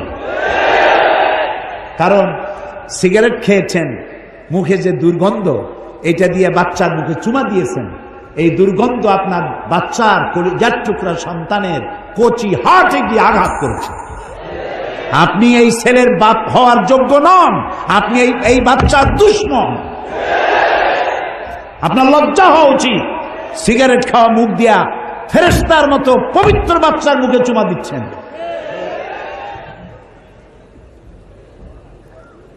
সিগারেটে ধূমপানের ভিতরে 4 পয়সা কোন উপকার আছে বলে পৃথিবীর কোন ডাক্তার বলতে পারবে না। হয়তো সেইগুলা বাসে বসে খায়, রাস্তায় খায়, হাটে আর খায়, মুরব্বীর সামনে খায়, হোটেলে খায়, আহারে একটু শরম টরম হওয়া উচিত। এখানেই শেষ নয়, আপনি আপনার জীবনের সাথে, বাচ্চাটা বাদ দিলাম, আপনার জীবনের সাথে শত্রুতা করছেন। সিগারেটের মধ্যে, তামাকের মধ্যে নিকোটিন নামক এক প্রকারের বিষ আছে, পয়জন আছে। এই পয়জন ধোঁয়া হয়ে নাকের আপনার মুখে টান দিলে হার্টে চলে গেল। পৃথিবীতে প্রতি বছর 30 লক্ষ লোক সিগারেটের নিকোটিন নামক পয়জন দিয়ে ক্যান্সার আক্রান্ত হয়ে মারা যায় যারা, তাদের সংখ্যা 30 লাখের উপরে। আপনি আপনার আত্মহত্যার জন্য দায়ী সিগারেট পান যারা করে। তো পরিবেশ দূষণ করা এটা কোনো মানুষের কাজ না, পরিবেশকে গড়া, সুন্দর করা মানুষের কাজ। এরপরে দেখেন আল্লাহ তাআলা বলছেন, দেখো পাখিগুলো দেখলে, এবার দেখো মৌমাছি, কি দেখবেন? সুবহানাল্লাহ। মৌমাছির নামে একটা সূরা নাজিল হয়ে গেছে। সূরাটার নাম কি? আরে ভাই, আমি কি খামাখা বলছি? এই কোরআন মহাবিশ্বের মহাবিশ্ব কি নাই? পিঁপড়ার নামেও একটা সূরা আছে, নাম কি? সূরা আন-নাম। আবার হাতির নামে একটা সূরা আছে। এখন পিঁপড়া বড় না হাতি বড়? অথচ হাতির নামের সূরাটা এতটুকু, আর সূরার নাম এত বড়, পিঁপড়া। সুবহানাল্লাহ। আবার মাকড়সার নামেও একটা সূরা আছে, নাম কি? আনকাবুত। আবার মানুষের নামে একটা সূরা আছে, নাম কি? আন-নাস। এখন মানুষের মধ্যে তো দুইটা শ্রেণী, পুরুষ আর নারী। মেয়ে লোকের নামে একটা সূরা আছে, সূরা নিসা। এখন আন-নাস, নারী আর পুরুষ মিলে যেটা, সেটা এতটুকু, আর মেয়ে লোকের নামে যে সূরাটা এত বড়। সুবহানাল্লাহ।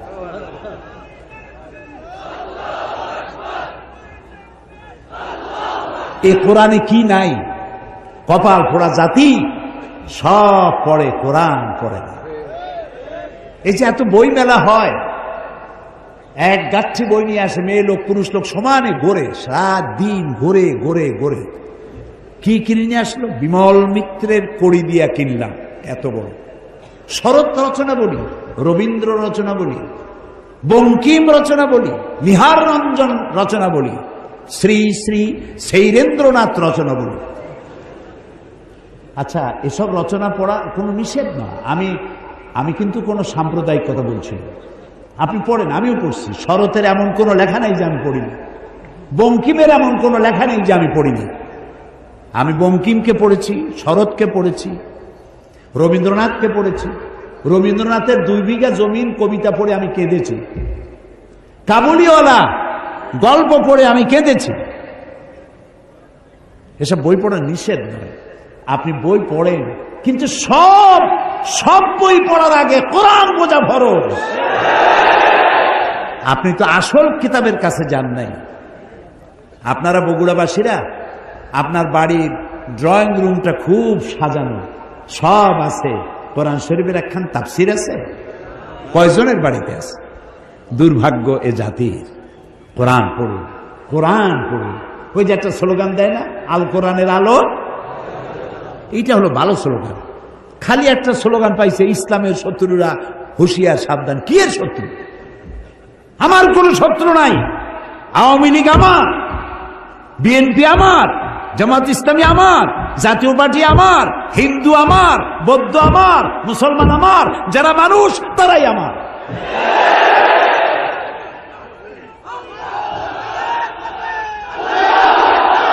কাজী কাউকে শত্রু না বানায়া বন্ধু বানাতে চেষ্টা করেন, বন্ধু বানাতে চেষ্টা করেন। মানুষকে ভালোবাসা দিয়ে যা করা যায়, শাসন করে তা করা যায়। এই জন্য দেখেন বারবার কোরআনের কথা আসে। আল্লাহ তাআলা কোরআনে কোথাও বলেন নাই যে আমার কথা না মানলে বোমা মেরে উড়াই দাও।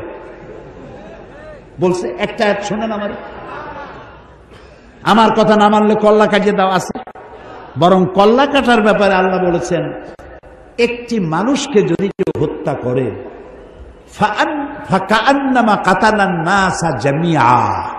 যদি কেউ একটি মানুষকে হত্যা করলো, সেজন্য সারা পৃথিবীর সব মানুষকে হত্যা করলো। যদি কেউ একটা মানুষকে বাঁচায় দেয়, সেজন্য সারা পৃথিবীর সব মানুষ বাঁচায় দিবে। এইটা হলো কোরআন। এটা কি? এই হচ্ছে সেই কোরআন। এটা সাম্প্রদায়িক নয়, এটা সন্ত্রাসের জন্ম দেয় না। কোরআন সন্ত্রাসীদেরকে বিদায় করে দেয়। এখানে সাম্প্রদায়িকতার কোনো জায়গা নাই। নবী করিম সাল্লাল্লাহু আলাইহি সাল্লাম মদিনায় প্রবেশ করে সর্বপ্রথম ইসলামের চরম দুশমন ইহুদিদের সাথে এগ্রিমেন্ট করেছিলেন, চুক্তি করেছিলেন। এটা ঐতিহাসিক সত্য নয়? অথচ ইহুদিদের হাত নবীদের রক্তে রঞ্জিত। বহু নবী তারা জবাহ করেছে। জাকারিয়া আলাইহিস সালামকে করাত দিয়ে চিরে দ্বিখণ্ডিত করেছে ইহুদিরা। কাজে মানুষকে আপনি শত্রু ভাববেন কেন? হিন্দুর বাড়িতে যদি কেউ অসুস্থ হয়, আপনি 1 কেজি আপেল নিয়ে যান এবং তাকে 1 কেজি আপেল দেন। আপনি বলুন, স্রষ্টা আপনার ভালো করুন, আপনার জন্য দোয়া করি, আশীর্বাদ করি। বলতে তো কোনো ক্ষতি নেই। সে বুঝলো যে মুসলমান এরা সাম্প্রদায়িক না। আমার বাড়ি যেখানে গতকালও বলেছি যে হিন্দু অনেক বেশি, আমার প্রতিবেশী বহুত হিন্দু আছে। ঈদের দিন তারা আমার বাড়িতে এসে, আমার গরিবখানায় এসে তারা পায়েস খায়, সেমাই খায়। আমি এমপি থাকাকালীন মসজিদও বানাইছি, তাদের মন্দিরও বানাইছি। আমার বাপের টাকা দিয়ে তো বানাইনি, সরকারের কাছ থেকে টাকা নিয়েছি, বানাই দিয়েছি। শত্রুতা কেন করবে? আমার এ ঘর ভাঙ্গিয়াছে যে বা, আমি বাঁধি তার ঘর, আপন করিতে ঘুরিয়া বেড়াই, যে করেছে মরে পর। কাজে মানুষকে ভালোবাসতে শিখুন, মানুষকে ভালোবাসা দিন, তাহলে মানুষগুলি দিনের পথে চলে আসবে। যাই হোক, কিসের কথা বলছিলাম কোন তো? ও মাশাআল্লাহ, ধন্যবাদ ধন্যবাদ বগুড়াবাসীকে, ধন্যবাদ আপনাদের মেমোরিকে, ধন্যবাদ। আল্লাহ আমাদের সকলের মেমোরিকে আরো বাড়ায় দিন, যাতে কোরআনের কথা, হাদিসের কথা আমরা আমাদের মাথার মধ্যে রেখে দিতে পারি। সুবহানাল্লাহ। মৌমাছির কথা বলছিল, সেই মৌমাছি দিয়ে এখন দেখেন মৌমাছি সম্পর্কে আল্লাহ কি বলছেন। এখানেও বিজ্ঞান আছে। وَأَوْحَى رَبُّكَ إِلَى النَّحْلِ أَنِ اتَّخِذِي مِنَ الْجِبَالِ بُيُوتًا وَمِمَّا يَعْرِشُونَ। মৌমাছিকে তার মনের মধ্যে একথা আমি জাগ্রত করে দিলাম, কি তুমি 3 জায়গায় বাসা বাঁধো। কয় জায়গায়? কে বলতেছে? 3 জায়গায় বাসা বাঁধো। গাছে বাঁধো, বিল্ডিং এর কার্নিশে বাঁধো, আর পাহাড়ে বাঁধো। 3 জায়গায় এই মৌচাক বানাও, যাতে করে মরুভূমির লোকেরাও মধু খেতে পারে। গাছপালা নাই, বিল্ডিং আছে শুধু, তারাও যাতে খেতে পারে। মধু তো নিয়ামত। মধু কি নিয়ামত? আপনি বানান, পয়জন হয়ে যাবে। বিভিন্ন ফুল থেকে আপনি বিভিন্ন মধু বানায়, আর্টিফিশিয়াল নিজেরা যদি বানান, পয়জন হয়ে যাবে। খাবেন, জনমের মতো কলেরা হইয়া বসন্ত হয়ে মারা যাবে। মৌমাছি দিয়ে আল্লাহ বানাচ্ছেন। দেখেন, আল্লাহ রাব্বুল আলামিন বলেন 3 জায়গায় চাক বানাও।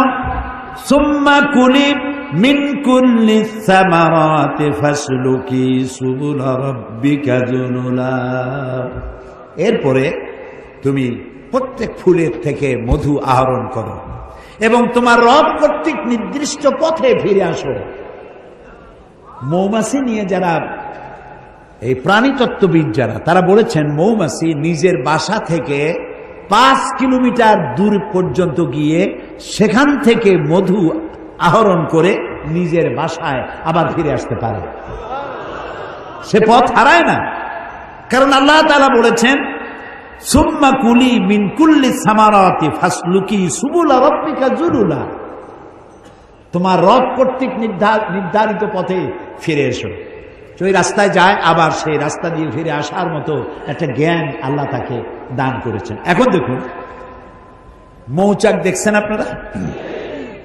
মৌচাকের অসংখ্য চেম্বার আছে। এই চেম্বারগুলি কয় কোণ বিশিষ্ট বলেন তো? হ্যাঁ, মৌ খাইছে জন্মের খাওয়া, কিন্তু দেখে নেই। 6 কোণ বিশিষ্ট। মধু মক্ষিকা যে চাক বানায়, 6টা কোণ থাকে, প্রতিটা চেম্বারের 6টা কোণা। এই যে সমান সাইজের, একটাও বড় নয় একটাও ছোট নয়, হাজার হাজার চেম্বার বানালো 6 কোণ বিশিষ্ট।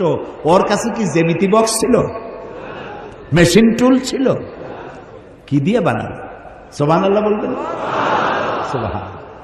এরপরে বিল্ডিং এর কার্নিশে সে বানায়েছে মৌচা, 1/2 মণ 1 মণ ওজন, পড়ে যাচ্ছে না। কোন সুপার গুলো দিয়ে সেটাকে লাগালো? সুবহানাল্লাহ, আল্লাহু আকবার। আল্লাহ তাআলা এই মধুমক্ষিকার মধ্যে আল্লাহ তাআলা এই শক্তি দান করেছেন, বুদ্ধি দান করেছেন, প্রজ্ঞা দান করেছেন। আর মধু হচ্ছে শেফা। আল্লাহ বলছেন শেফাউন লিন্নাস, এটা মানুষের জন্য, এটি হলো শেফা, রোগের প্রতিষেধক। প্রত্যেকদিন যাদের ডায়াবেটিস নাই তারা প্রত্যেকদিন ফজরের নামাজের পর হাত ধুয়ে হাতের তালুতে 1 টিস্পুন 1 চামচ পরিমাণ মধু চেটে খাবেন, 1 গ্লাস পানি খাবেন। আল্লাহ রোগ ব্যাধি থেকে হেফাজত করবেন। এটা হলো মধুর ব্যাপারে।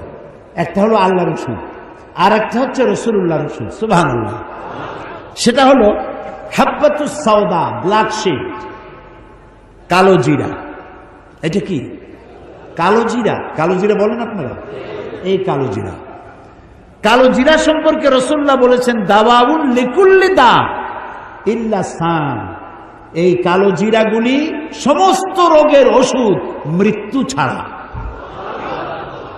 সুবহানাল্লাহ বলবেন না?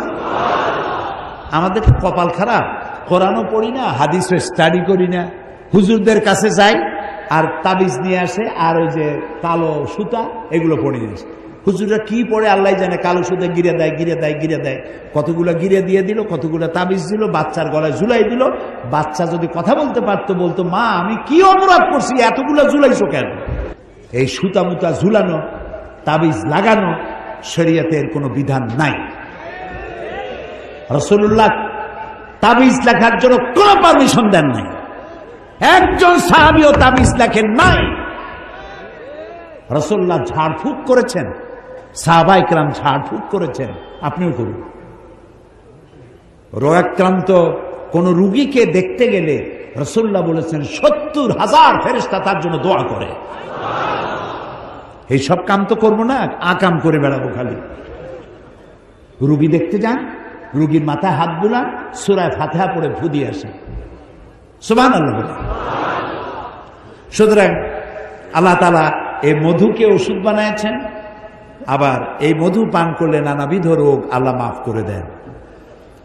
এখন দেখুন আল্লাহ তাআলা বলছেন এই যে উট, এখন তো উট বাংলাদেশে কোরবানির জন্য আসে।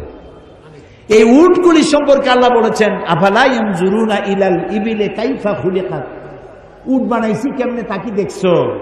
কে বলতেছে? উট বানাইছি কেমনে তা কি দেখছো? এত জিনিস থুইয়া আল্লাহ তাআলা উটের কথা বললেন কেন? এটার ব্যাপারে অনেক তাফসীর আসছে। কেউ বলছে উটের 2টা হাঁটু, কেউ বলেছে উট মরুভূমির জাহাজ, নানান কথা নানান জনে বলেছে। কিন্তু সর্বশেষ যেটা আবিষ্কার হয়েছে সেটা হলো উট হচ্ছে পৃথিবীর সমস্ত প্রাণী থেকে আলাদা, এক্সেপশন। কিছু কোয়ালিটি আল্লাহ তাকে দান করেছেন, কিছু আলাদা জিনিস দিয়েছেন। সেটা কি? সেটা হলো এই সমস্ত মানুষ পানি যতটা লোড করে খায় ততটা আনলোড করে, পেশাব করে বের করে দেয়। উট একমাত্র প্রাণী যতটা পানি খায় তার সবটা পেশাব করে ফেলে দেয় না, কিছু পানি জমা করে রাখার মতো তার বডির মধ্যে একটা চেম্বার আছে যেখানে পানিটা জমা থাকে। পৃথিবীর সমস্ত প্রাণী বাতাস থেকে অক্সিজেন নেয়, আর এই অক্সিজেন যতটা নেয় ততটাই ছেড়ে দেয়। উটই একমাত্র প্রাণী যতটা অক্সিজেন গ্রহণ করে সব ছেড়ে দেয় না। তার লাংসের পাশে, তার লাং যেটা, ওর পাশে একটা চেম্বার আছে, সেই চেম্বারে খানিকটা অক্সিজেন জমা করে রাখে। কেন? এই জন্য যে মরুভূমিতে বালুর ঝড় হয়, সাইমুন, ঝোড়ো হাওয়া। এই বালুর ঝড় যখন হয় তখন মানুষেরা টের পেয়ে যার যার বাড়ি চলে যায়। উট তো থাকে মরুভূমিতে, ওর তো বাড়ি নাই, ঘর নাই। আর এক চোটে এই মরুভূমিতে বালুর ঝড় হয় 2 দিন, 3 দিন, 5 দিন, 7 দিন। তখন এই উট যাবে কোথায়? ও তো চোখ টোক কানা হয়ে যাবে, ও তো মরে যাবে। এই জন্য আল্লাহ রাব্বুল আলামিন উটের বডির মধ্যে অক্সিজেন রাখার আর পর্যাপ্ত পানি রাখার ব্যবস্থা করেছেন।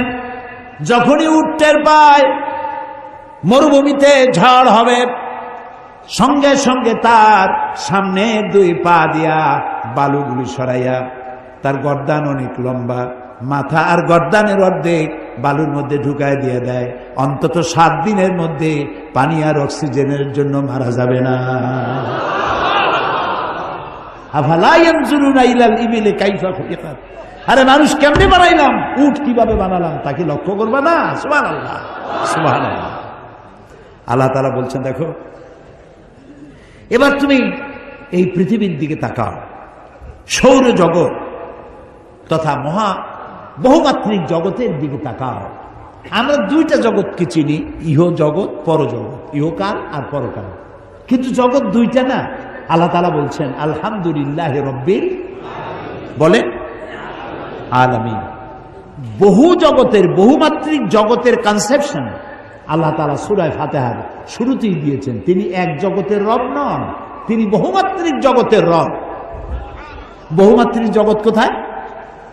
মহাশূন্যে আছে গ্যালাক্সি, মিল্কি ওয়ে, এখানে রয়েছে চন্দ্র, সূর্য, গ্রহ, নক্ষত্র, অসংখ্য জগৎ। কত বড় জগৎ তা আমি বলে শেষ করতে পারবো না। এই পৃথিবীর উপরিভাগে একটা জগৎ, এর তলদেশে আরেকটি জগৎ, পানি, সমুদ্র, পানির মধ্যে এক জগৎ, সমুদ্রের তলায় আর এক জগৎ, এ মাটির তলায় আরো বহু জগৎ। এই বহু জগতের, বহুমাত্রিক জগতের মালিককে আল্লাহ তাআলা। বিজ্ঞানীরা বলেছেন যে চাঁদ হচ্ছে পৃথিবী থেকে 2,32,000 মাইল দূরে, আর সূর্য হচ্ছে 9,30,00,000 মাইল দূরে। সূর্য হচ্ছে পৃথিবীর চাইতে 13 লক্ষ গুণ বড়। এটা দেখে মানুষ অবাক হয়ে গেছে।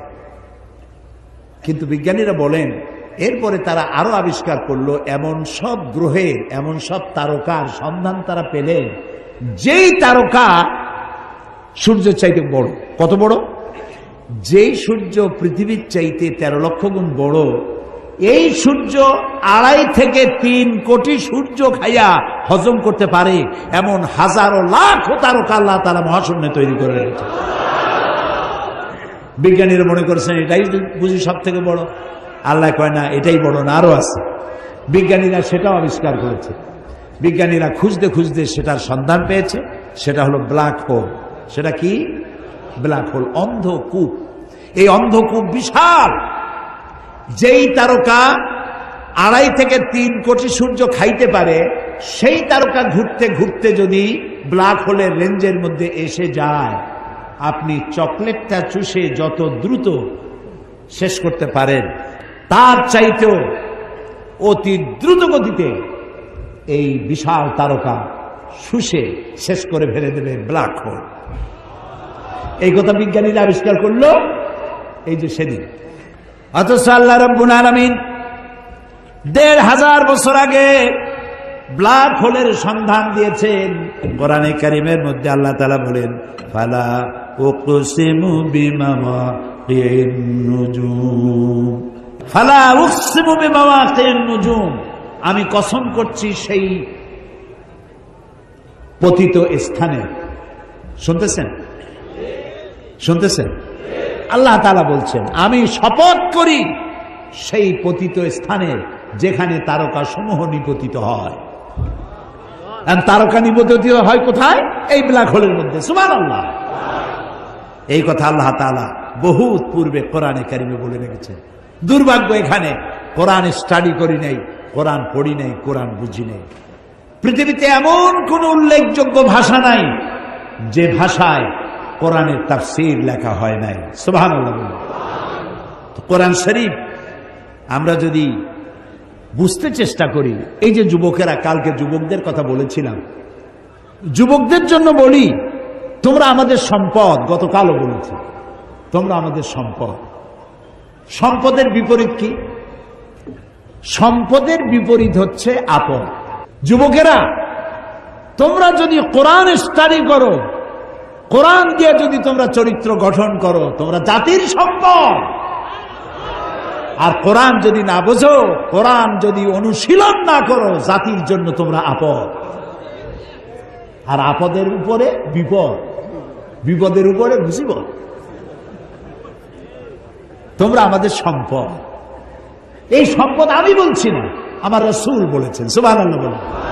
আরে ভাই কও না সুবহানাল্লাহ। আল্লাহর নবী বলেছেন, উসিকুম বিশ-শাবাবি খায়রা ফাইন্নাহুম মারাক্তু আফইদা লাকাদ বাসানি আল্লাহু বিল হানিফিয়্যাতি সামহা ফাহালাফানি আশ-শাবাব ওয়া খালাফানি আশ-শুয়ুখ। قال النبي صلى الله عليه وسلم, রাসূল বলেছেন, উসিকুম বিশ-শাবাবি খায়রা, আমি তোমাদেরকে ওসিয়ত করছি তোমরা যেন যুবকদের প্রতি সহৃদয় হও। আমাদেরকে বলতেছে, আমরা যারা বড়, আমাদেরকে রাসূল নির্দেশ করেছেন যুবকদের প্রতি সহৃদয় হতে। রাসূল বলেছেন যে আল্লাহ তাআলা আমাকে উদারতা সহকারে পৃথিবীতে প্রেরণ করেছেন দ্বীন প্রতিষ্ঠার জন্য। আর এই দ্বীন প্রতিষ্ঠার কাজে আমাকে যারা সাহায্য করেছে তারা সব যুবক।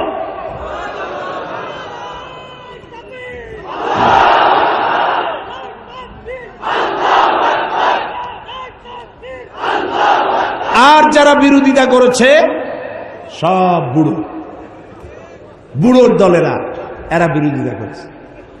এখন আমার মতো বুড়া যারা আছেন, দাড়ি দাড়ি পাইকে গেছে, আপনারা কি নারাজ হচ্ছেন নাকি?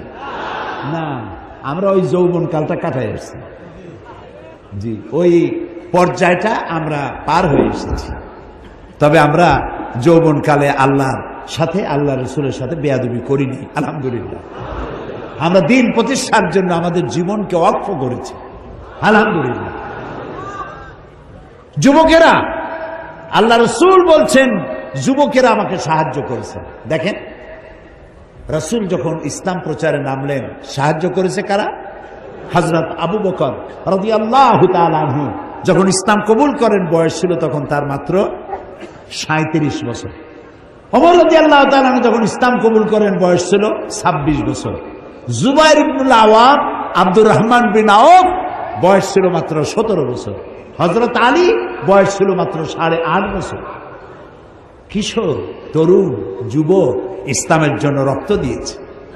মদিনায় যখন রাসূল হিজরত করে গেলেন, এমন সুন্দর চেহারার মানুষ জীবনে কেউ কোনোদিন দেখে নাই। মদিনার লোকেরা তাকায় আছে, চোখকেও ফিরাইতে পারে না। ছোট ছোট বাচ্চারা রাসূলের চতুর্দিকে দাঁড়ায় আল্লাহ নবীর দিকে তাকায় আছে। নবীজি বাচ্চাদের মাথায় হাত বুলায় বললেন, ও মদিনার বাচ্চারা, আমি তো আমার পিতৃভূমি, মাতৃভূমি মক্কা পরিত্যাগ করে এই মদিনায় এসেছি, তোমরা কি আমাকে ভালোবাসবে? বাচ্চারা বলল, নবীর কথা তারা কি বা বুঝলো? মদিনার কচি কাঁচা বাচ্চারা বললেন, ইয়া রাসূলুল্লাহ, শুধু কি ভালোবাসবো, যখন প্রয়োজন হবে আমাদের কচি কলিজা আপনার কদম মোবারকে উৎসর্গ করে দেব।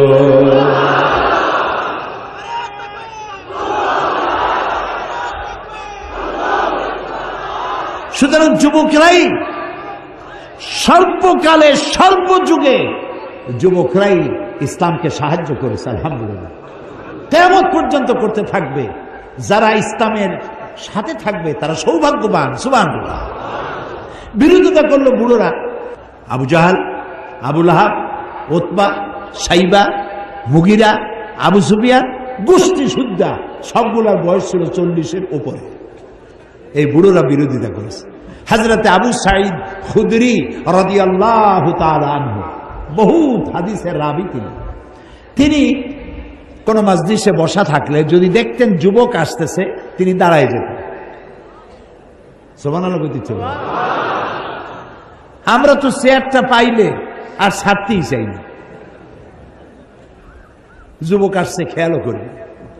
আল্লাহ রসুলের সাহাবী যুবক দেখে দাঁড়ায় গেছেন, দাঁড়ায় গিয়ে বলতেন, মারহাবাম বিওয়াসিয়াতি রাসূলিল্লাহ সাল্লাল্লাহু আলাইহি ওয়াসাল্লাম, হে রসুলের চলমান উপদেশ, হে রসুলের চলমান উপদেশ, মারহাবা, ওয়েলকাম, স্বাগতম, আমি তোমাকে সুস্বাগতম জানাচ্ছি। কারণ কাদ আমারানা আন নাহফাজাল হাদিসা ওয়া নুআসসিয়া লাকুম ফিল মাজালিস, কারণ রসুল আমাদেরকে বলেছেন আমরা যেন রসুলের হাদিসগুলি সংরক্ষণ করি আর আমাদের মজলিস সমূহে যুবকদের জন্য যেন জায়গা বানাই দেই। যুবকদের বসতে দাও, ওদেরকে ভালোবাসো, ওদেরকে রাগ করো না। আমাদের কপাল খারাপ, আপনারা রাগ করতেছেন নাকি? মসজিদে যদি ছোট বাচ্চা যায়, কিছু মুরব্বী আছে সেই দুধ দুধ দুধ, আশ্চর্য কথা, একটা বাচ্চা ঢুকেছে, আপনি দূর দূর করতেছেন, ওরা কি কোনো বিশেষ কোনো প্রাণীর বাচ্চা? মানুষের সন্তান, আপনি চোখ মোটা করতেছেন। প্রথম কাতারে বাচ্চা দাঁড়াইছে, তো আপনার কি হয়েছে? আপনি কেন ধমক দিবেন? এটা আল্লাহর মসজিদ, এটা আপনার মামু বাড়ি না। বাচ্চা ছেলেটাকে আদর করে একটা কোনায় জায়গা করে দেন, তার বাপ বা চাচা যার সাথে আসছে বাচ্চাটা নিয়ে এক কোনায় গিয়ে দাঁড়াবে। মাঝখানে দাঁড়ালে দেখতেও সুন্দর। ইসলাম তো আবার সৌন্দর্য প্রিয় বেশি। আল্লাহ নিজে সুন্দর, সুন্দরকে তিনি ভালোবাসেন। দেখেন না, লাইন সোজা হতে হবে। নামাজ পড়বো যেমনি খুশি সামনে দাঁড়ায় নিতে হয় না। কাতার সোজা করা কি সুন্নত? নফল, ওয়াজিব। যার কারণে কাতার বাঁকা হবে, পুরো কাতারের জন্য আল্লাহর দরবারে তাকে দায়ী হতে হবে। ডিসিপ্লিন, সৌন্দর্য প্রিয়তা।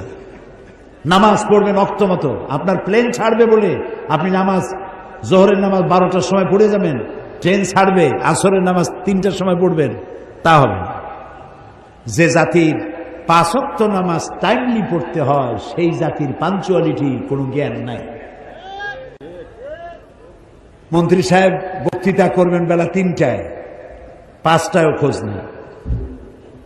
5 মিনিটের জন্য ওয়াজ করতে দেওয়া হয়েছে, নাহমাদু ওয়া নুসাল্লি আলা, তারপরে সাল্লাল্লাহ পড়তে পড়তে 1.5 ঘন্টা শেষ। এই হলো আমাদের সময়ের জ্ঞান। 9টার ট্রেন কয়টায় আসবে? দেখা গেল একদিন সত্যি সত্যিই 9টার ট্রেন 9টায় আসছে। লোকেরা খুব খুশি। স্টেশন মাস্টার বলছে এত খুশি হওয়ার কারণ নাই, গতকালকেরটা আজকে আসছে। সময়ের জ্ঞানও নাই, বাচ্চাদের প্রতি স্নেহ নাই। বরং আমি বলতে চাই, পকেটে 2-4টা চকলেট রাখেন মুরব্বীরা। কোনো বাচ্চা যদি মসজিদে যায় নামাজ পড়তে দেখেন, বেরোবার সময় ওর হাতে মাথায় হাত বুলাবেন, বাবা তুমি নামাজ পড়তে আসছো, খুব খুশি হয়েছে, তোমার নাম কি বাবা? নামটা শুনলেন, হাতে একটা চকলেট ধরাই দিলেন। বাচ্চা মনে করলো মসজিদে গেলেই তো চকলেট পাওয়া যায়। আর যে ধমক দিছেন, ও বাড়ি যায় মার কাছে বলবে, মা আমি জিন্দিগিতে মসজিদে আর যাব না। ওর কলজা ছোট তো, আপনি বাচ্চা ছেলেকে কতটা ধমক দিবেন, কতটা চোখ মোটা করবেন, তার একটা মেজারমেন্ট থাকতে হবে। ছোট্ট বাচ্চা ধমক দিবেন 1.5 মণ ওজনের, তো হার্ট ফেল করবে।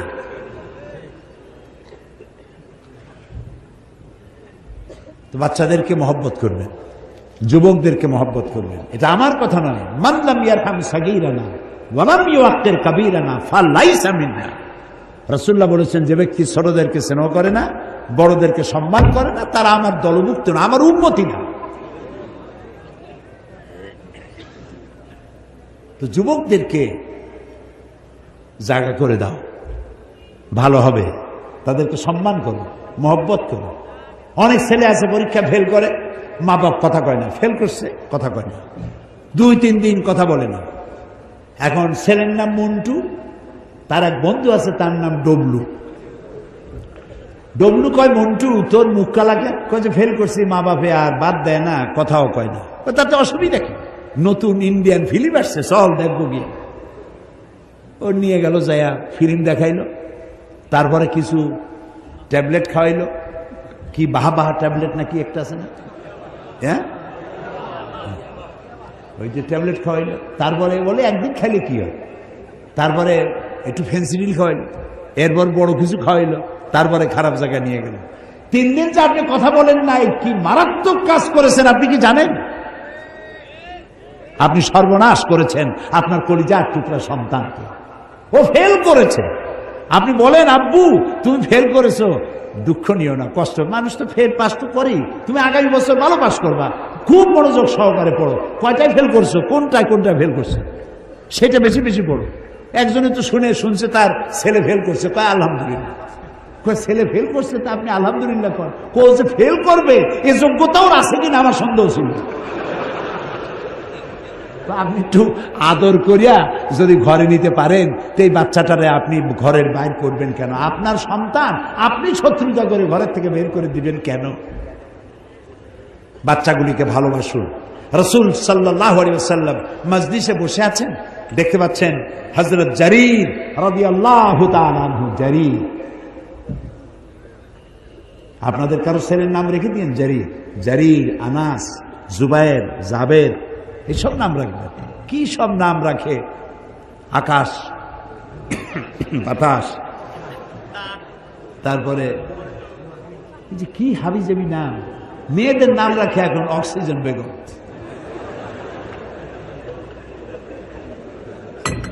আল্লাহ হেদায়েত করুক, বলেন আমিন। এরকম নাম আপনি রাখবেন কেন? ইসলামী নাম রাখবেন। কি নাম রাখবেন? ইসলাম। রাসূলের সাহাবীদের নাম রাখেন। আনাস, রাসূলুল্লাহ কি ভালোবাসতেন তাকে, সুবহানাল্লাহ। এইসব নাম রাখেন। তো জারীর রাদিয়াল্লাহু তাআলা আনহু তিনি যদি কোন মজলিসে আসতেন, সাহাবীরা বলতেন আমাদের মধ্যে এক ফালি চাঁদ উদিত হয়েছে, এত সুন্দর ছিলেন তিনি দেখতে। মজলিসে জায়গা পান নাই, দাঁড়ায় আছেন, রাসূলের দৃষ্টি এড়ায় নাই। রাসূলুল্লাহ নিজের চাদরটা খুলে ফিকে মারলেন, ইজলিস ইয়া জারীর, ও জারীর তুমি আমার চাদরের উপরে বসো। আল্লাহু আকবার। বিশ্ব নবী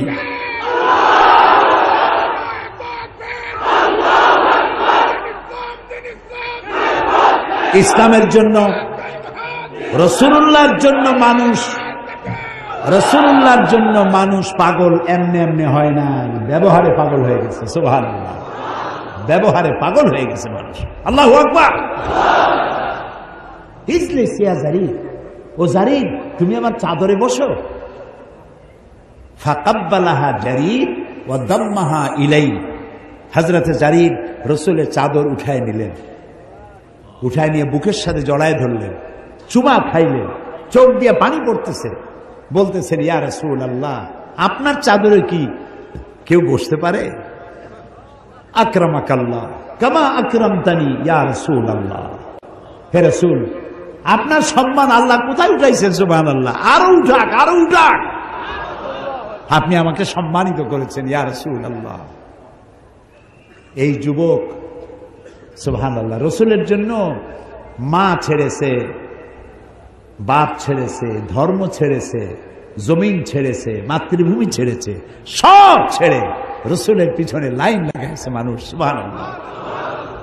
আমরা আসুন আবার সেই ব্যবহার দিয়ে দুনিয়াকে আপন করে নেই। পারবো না?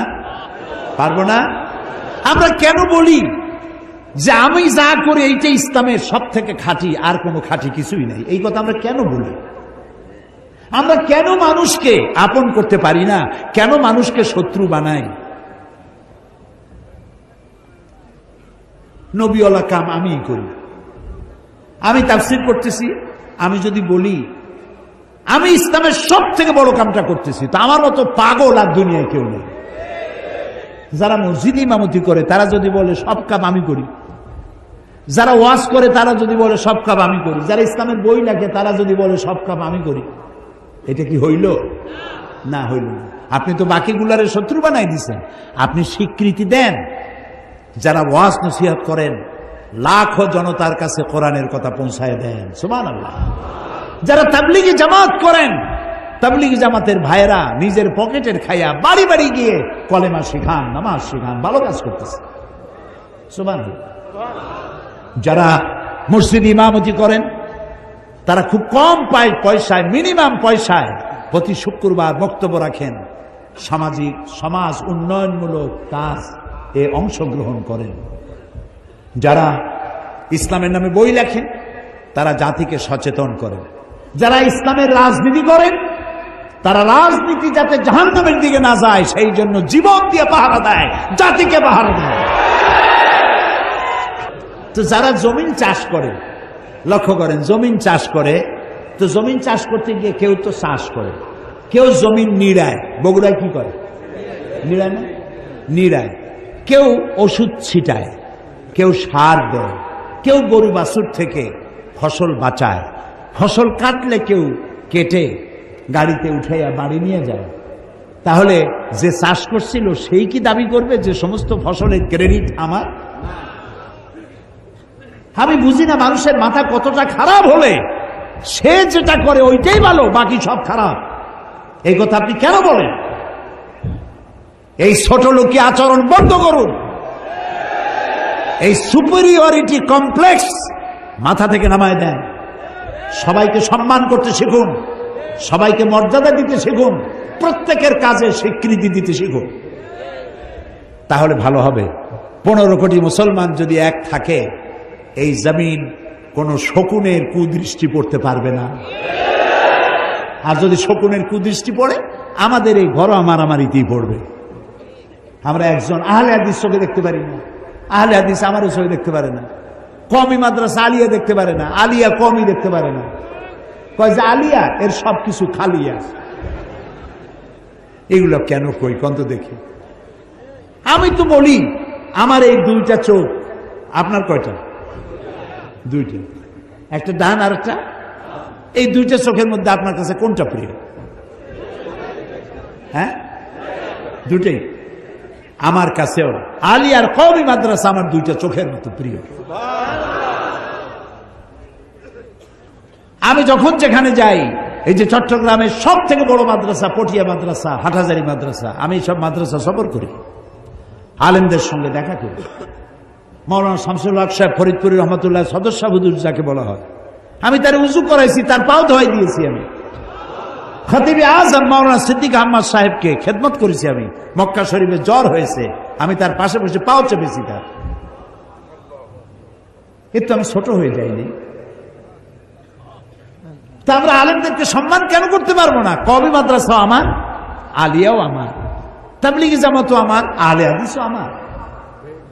আমরা সবাই এক হতে পারি না কেন?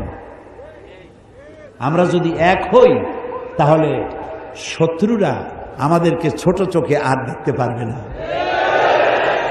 সেজন্য আমি আপনাদেরকে আজকে সব কথা বলতে পারবো না। আপনারা কালকে কিরকম দোয়া করছেন জানি না, গলাটা এখনো ভালো হলো না, খালি কাশি আসে। একটু ভালো করে দোয়া করেন তো, আল্লাহ যেন দয়া করে তার গোলামের এই গলাটা যেন ভালো করে দেন। আগামীকাল বাকি কথা বলবো ইনশাআল্লাহ। কোরআনের বিজ্ঞানময় মুজিজা শেষ করতে পারলাম না, কালকে হবে বাকি কথা। এখন মোনাজাতের জন্য দাঁড়ানো ভাইরা বসবেন, যত দাঁড়ানো লোক আছেন সবাই বসেন। বসতে বল, যখন মোনাজাতের কথা, একটু দাঁড়ান। মোনাজাতের কথা যখন হয় তখন কিছু লোক দাঁড়ান আর হাঁটেন। আমি তাদেরকে বিনীতভাবে বলবো, মোনাজাতটা কার কাছে হয় বলেন তো? বলেন না। আল্লাহর কাছে মোনাজাত করা হবে যখন ঘোষণা হয়। আপনি যখন হাঁটেন তখন ফেরেশতার ক্যামেরায় আপনার ছবি ওঠে। এই যে কিছু লোক গত রাত্রে এবং গতদিন আজকের দিনে কিছু লোক মারা গেল, বিভিন্ন ক্যাম্পে মারা গেছে। এই জন্য আমরা বেশ দুঃখ পেয়েছি, গোটা জাতি মর্মাহত। আমি মোনাজাতে বলেছি, মনে আছে আপনাদের?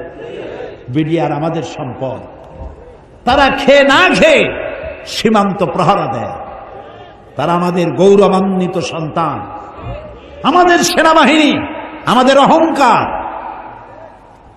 স্বাধীনতোত্তরকালে দেশপ্রেমের প্রত্যেকটি প্রশ্নে তারা উত্তীর্ণ।